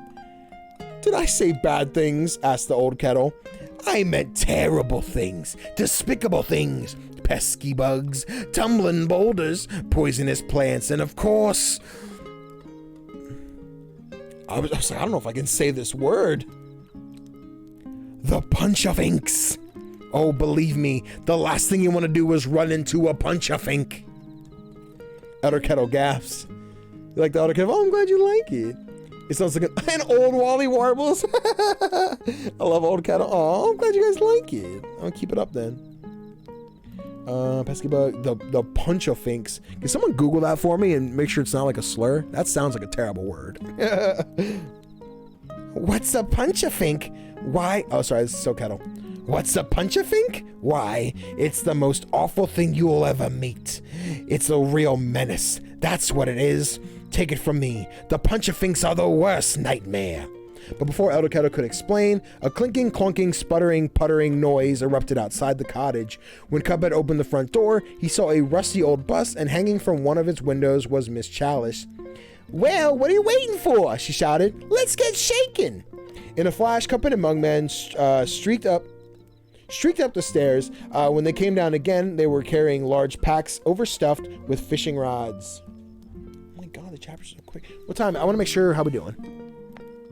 Okay, we can do another chapter. Cool. The chapter's not over yet, but we're on chapter 3, so make sure we're good. A child. It's a child. It's the worst thing. Do you know what's worse than the R word? A child. No. Filled with fishing rods, tennis rackets, comic books, a camera, hiking boots, sunglasses, sleeping bags, a goldfish bowl, and 2 changes of underwear. They owed a quick goodbye to Elder Kettle and they raced out the door. "Goodbye, boys. Have a wonderful time." Elder Kettle called from the doorway. "And oh, I almost forgot. Beware the curse of the mountain." "Curse?" said Mugman, stopping in his tracks. The bus started to pull away. "Mugman!" Cuphead said.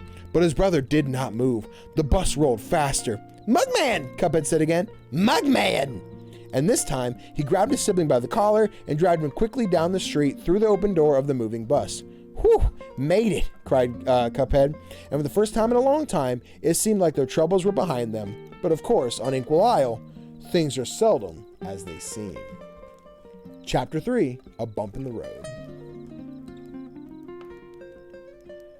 Number 4, said the bus driver. Cuphead knew it was the bus driver because he was sitting behind the wheel and he wore a little cap. Also, he was completely round and very shiny, but that didn't matter because since the bus driver came in all shapes and sizes. I beg your pardon? Said Cuphead. It was a little gruff. Number 4, the driver said again, and he pointed to a sheet of paper posted on the divider beside his seat. Cuphead looked at the page. It was yellow and had big black letters at the top. It said, extremely important and serious rules for the bus passenger. You will notice that we have used exclamation points and very fancy paper. That's how important these rules are. Well, as anyone will tell you, yellow papers with exclamation points are nothing to sneeze at. Cuphead glanced at the bus driver. Do you mean you want me to read the rule number 4? Cuphead asked. The driver rolled his eyes and held up 4 fingers, which was no help at all. So Cuphead shrugged and turned his attention back to the yellow page. Who the hell put a bump in the road? Who the hell put a bump in the road? It's a made-up word for the book? Okay, cool. Thank you, Medic. I thought maybe it sounded like it could be a made-up word, but it totally sounds like an old word that could be like, hey, Grandpa, what's a punch-a-fink? Oh, young man, don't say that word. It's not okay. You want to turn to attention. It had a list of rules numbered 1 to 37 and many, many punctuation marks and no pictures. And since any list of 37, well, punctuated anything without a single picture was bound to be extremely official, he thought he'd better start at the very beginning. The first line read, rule number 1, no stowaways. If you're a stowaway, and then shame on you, and we will be very rude when we ask you to leave. Also, you do not get to read the rest of the rules. Tough but fair, though Cuphead, tough but fair, thought Cuphead as he looked at the next one. Rule number 2, no singing silly bus riding songs. Now, by silly bus riding songs, do you mean, he began, but the bus driver stopped him and pointed to rule number 3. No asking the bus driver goofy questions. Cuphead wanted to ask the driver how he knew his question was going to be goofy, but then wondered if he might be an even goofier question. After all, he didn't want to get a reputation as a rule breaker before they even got to camp. So he ignored the interruption and moved on to rule number 4. We've gone to great expense to equip this vehicle with specialized sitting devices called seats, and if you do not use them, the driver will be very grumpy. Did you read rule number 4? Asked the bus driver, who seemed fairly grumpy already. Yes, said Cuphead. Good, said the driver. Then sit down. Suddenly, the bus hit a bump in the road. Who the fuck put a bump in the road? And the boys were propelled through the air, down the aisle and into a specialized seating device. When they turned around, they saw Miss Chalice. Well, look who decided to drop in, she said. I see you met old Smiley. Old Smiley's back. Who the hell put a bump in the road? I love that song. Who the fuck put a scorpion on the moon? She met the bus driver, of course. It was an odd thing to call him, not just because his name was Quint, which it was, but because he hadn't smiled once since they got on the bus. Miss Chalice, you see, was being sarcastic. That's when someone says the opposite of what they really mean, like calling a shrimp Jumbo or a bald eagle Harry. This happened a lot more often than you'd think, and almost always hurt their feelings. He's just a sourpuss, said Cuphead. Don't worry about him. When we get to camp, everything's gonna be aces, right, Mugman? Mugman? But Mugman wasn't listening. He was just staring into space, dreamlike, pondering the single question over and over again in his brain. Cuphead, what did Etiquette mean by the curse of the mountain? What did he mean, Cuphead? He said. Excuse you. Too many marshmallows. Miss Chalice is her new name. Oh, did I say Miss Chalice? My apologies. Or no. Oh, yeah, that's what I said. Miss Chalice, yeah. Is that not her name?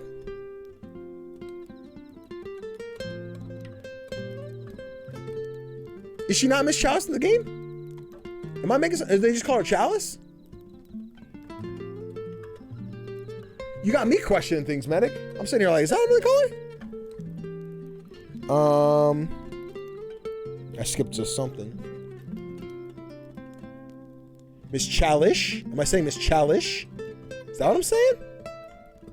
Miss Chalish? I think you got too many marshmallows in your ears. I don't know what you're saying. Oh yes, the curse. With all the excitement of getting on the bus, Cuphead had completely forgotten about it. Who knows? It's probably just some dumb old legend, he told his brother. Camps are full of stories like that. It's part of the fun. You wait and see. I bet you'll try to spook us with some malarkey about that old curse when we get there. And when they do, they can take it right over to the mess hall and put it on a sandwich because it's 100% baloney. Being the older brother, Cuphead knew all about these things, and Mugman felt much better. As for Miss Chalice, at least it's not Parmesan. Do I call her Miss Parmesan from on now? As for Miss Chalice, mess hall, she asked. It's where they serve the grub, you know, the dining room. Mess hall? She repeated with a slightly squeamish look on her face. Sounds charming. About that time, the bus hit another bump in the road, and everyone bounced up in their seats like popcorn kernels on a hot skillet. Speaking of messes, Miss Chalice said, this bus doesn't sound so good. Or looks so good, said Mugman. Or it smells so good, said everyone with a nose. Cuphead had been thinking of the same thing. He didn't know why, but he expected the bus to be as amazing as everything else at Camp Hoot and Holler. But this one had lumpy tires, wobbly bumpers, and rusty springs, and it smelled like a burning baseball glove. Also, some of the letters had fallen off the sides, so it looked like they were going to Camp Hoot and Holler, which was embarrassing. Unless, of course, they had gotten on the wrong bus and really were going to Camp Hoot and Holler. The engine had a belching noise, and the whole bus filled up with black smoke. Oh, please let me be a Camp Hoot and Holler, Cuphead oh, sorry, I thought it was the bus driver. Oh, please let there be a Camp Hoot and Holler, Cuphead thought. So it's Hoot and Holler, but all the H's fell off, guys. All the H's fell off, so it's Hoot and Holler. When the smoke cleared, the three friends rushed to the window and gasped for air.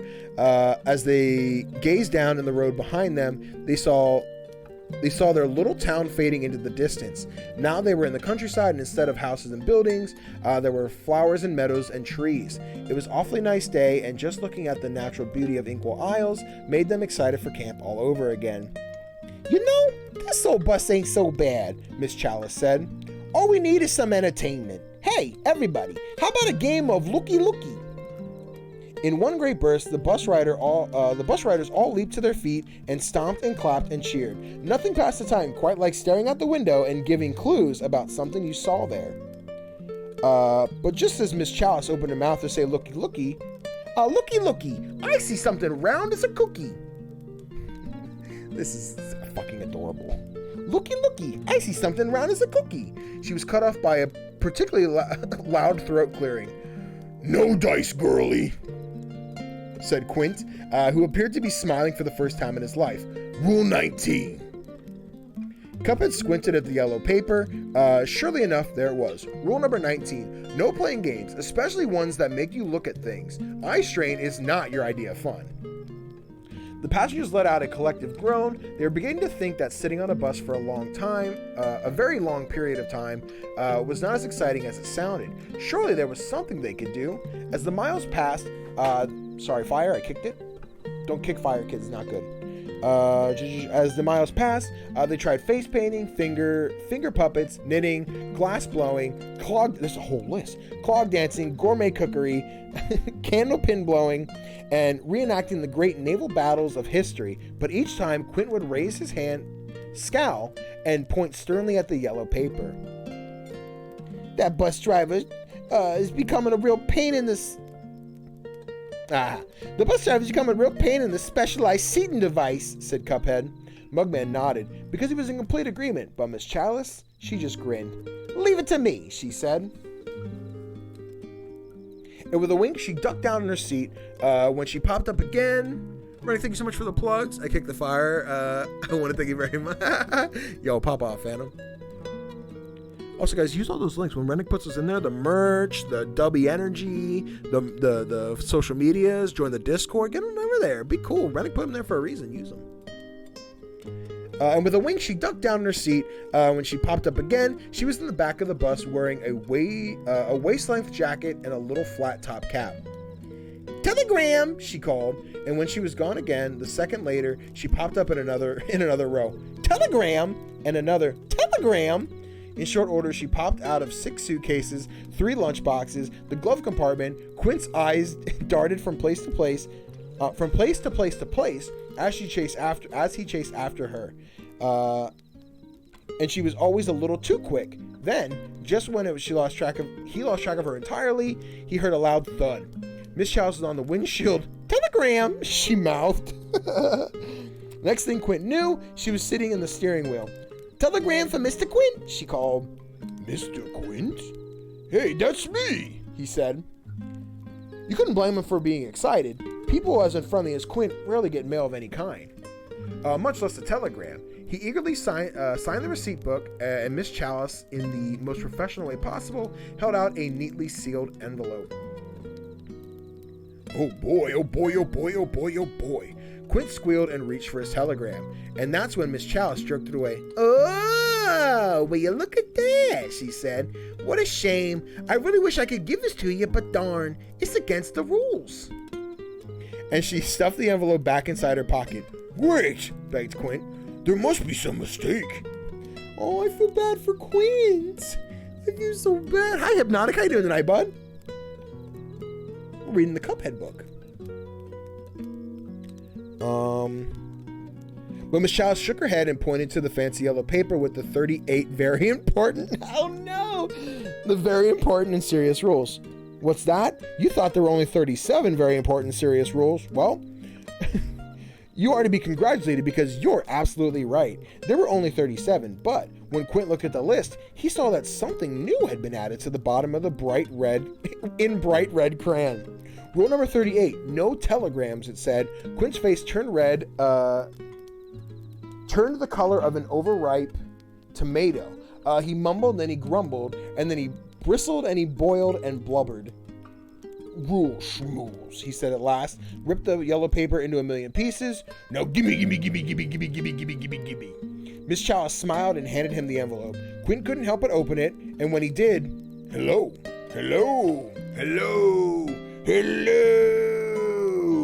Out popped the 4-mel arrangement. Sorry, I'm pulling a cable here. I'll knock my computer over. "I'm good, slowly healing for surgery." "Oh, I hope you're doing better. How was the surgery go good? You had a new kneecap? I forget what you said you were going in for surgery for. I hope you're doing good. Surgery recovery is never fun, but I hope you heal really fast." You see the 4 Mels, Mel, Melvin, Melroy, and Melbert, were a very famous barbershop quartet. You've probably heard of them, and if you haven't, you've obviously never spent more time in musical barbershops. And since there was a singing telegram, the Mels wasted no time at all in belting out a silly bus riding song. I'm trying to think. Quint's the greatest bus driver.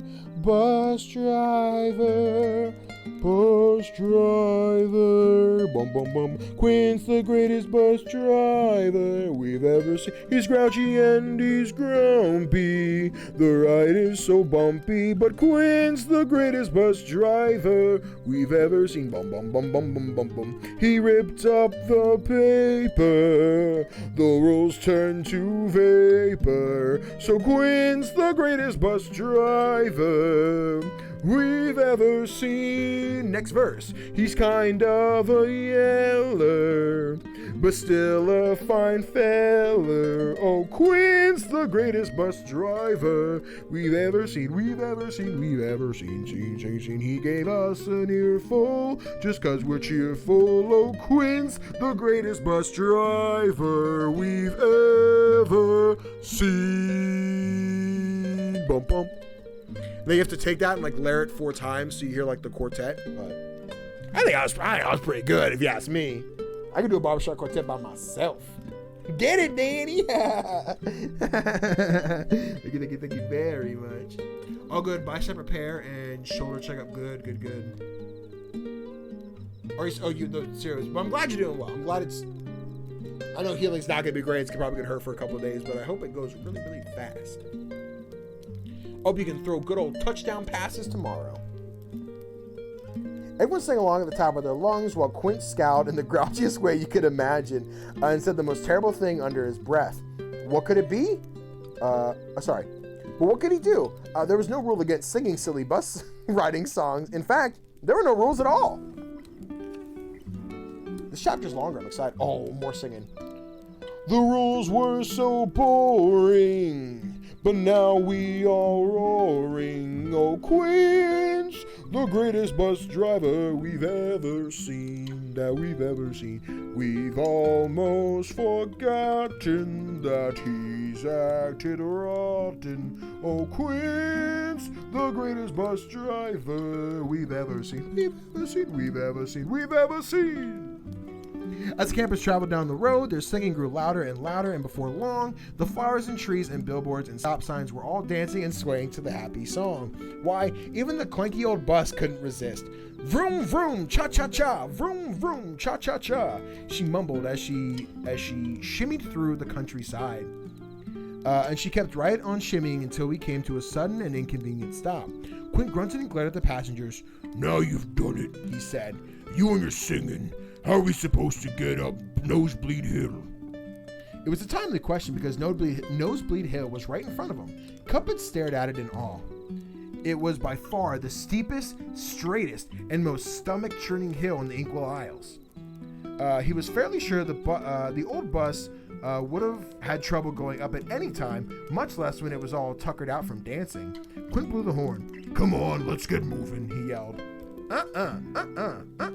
Chugged the bus. Excuse me. And she would not budge an inch. Cuphead scrunched up his nose. He wasn't one to give up when the going gets tough. And nothing, not even Nosebleed Hill, was going to keep him from Camp Hoot and Holler. "This old bus just needs a little encouragement," he said. "Come on, everybody, let's give her a hand." And believe it or not, every one of them, the campers, the Mells, and even Quint, joined together in a rousing chant.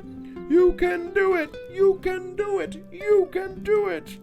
It was a real battle cry, the kind that would inspire courage in the most timid of vehicles. And like magic, the old bus felt a new sense of confidence, bumper to bumper confidence. She squinted her headlights and gritted her grill, and with a clang and a clunk and a boom, began to roll forward.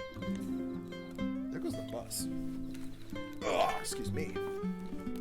Actually, I don't have any more pain unless I do something that I shouldn't do. Also, Danny, have you dabbled in the New Game Plus for God of War Ragnarok? I'm glad you're not in any pain. I have not. I got the platinum for Ragnarok a while back. I don't really have a reason to go back right now, especially with all the new stuff I'm playing. But I've heard people are really digging it. I watched the dude do like the first Thor fight in New Game Plus with all their stuff, and it was wild, bro. It was crazy. But no, I have not. But I assume, have you? Are you enjoying your New Game Plus run here?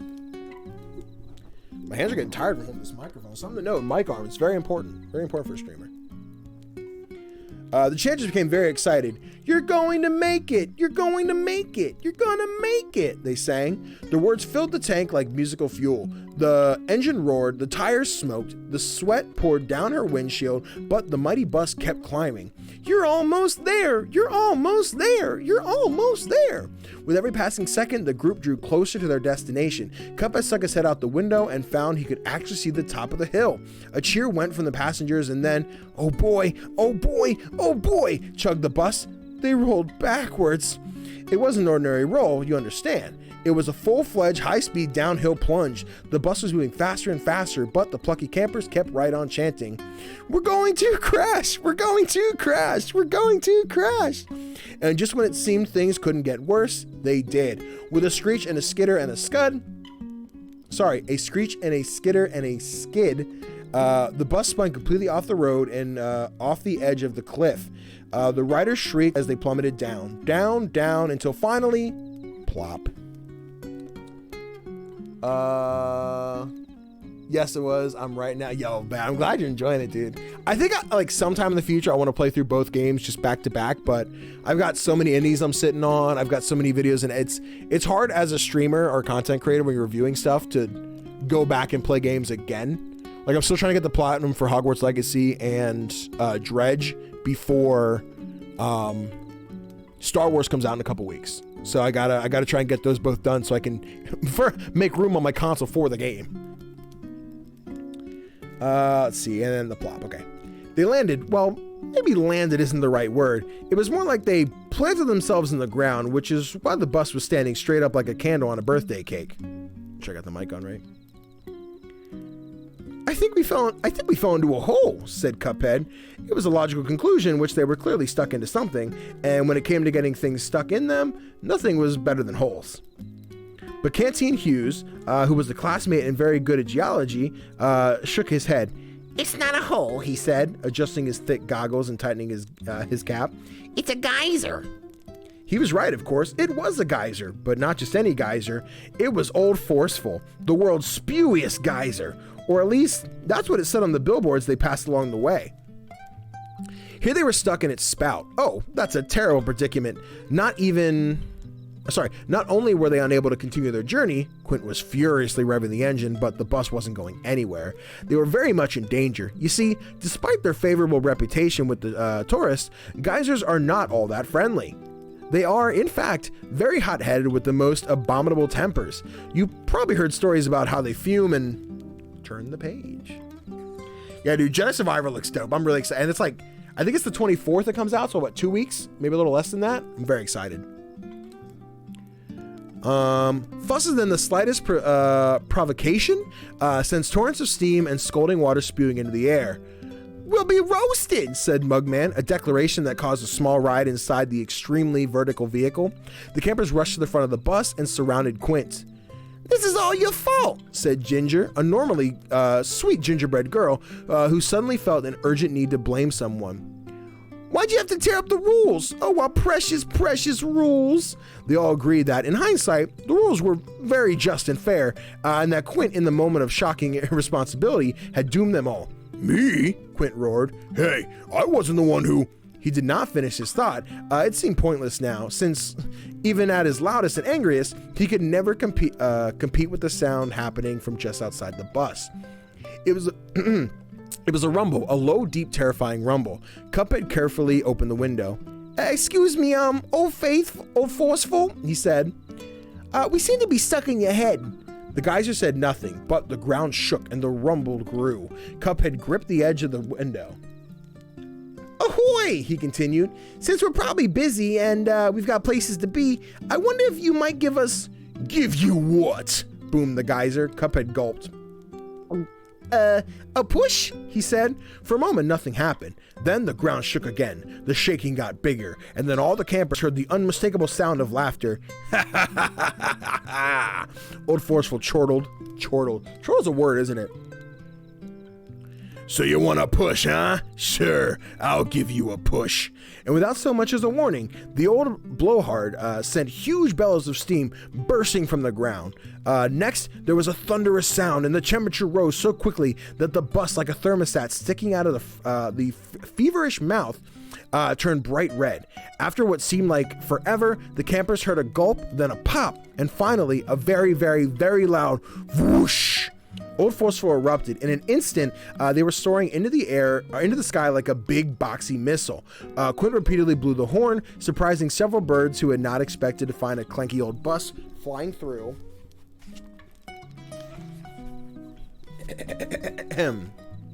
Their neighborhood. The rickety rocket climbed and climbed, and just when it seemed like it was spending the summer building campfires on the moon, it tipped forward and made a steep, harrowing dive.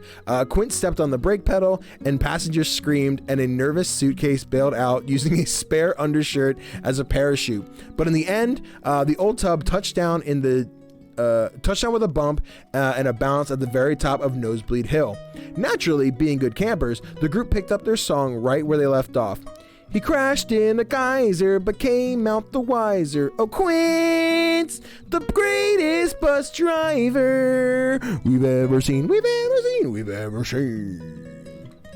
Yo, sounds good. Thanks for stopping in, bud. We are getting ready to wrap. This is going to be the end of the chapter. We're going to wrap up here any minute. I appreciate you stopping in. Quint pouted. He didn't care for the song at all, but it didn't matter because the campers were right on singing and the bus went right on swaying. And they all went right on to having a wonderful time until they reached a big wooden ark with a shiny brass sign. Cuphead pressed his face against the glass as he read the words, "Welcome to Camp Hoot and Holler."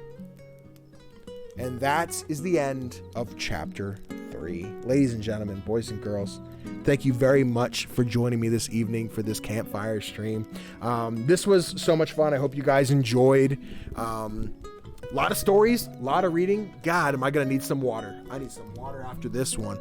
Let me think. Again, I'll be back again tomorrow. We are doing Wild Frost, a new roguelike deck builder. I posted about it last year during Steam Next Fest, and well, now the new one's out. So, well, not the new one, the actual game is out. So I appreciate you guys hanging out, being as lovely as you are.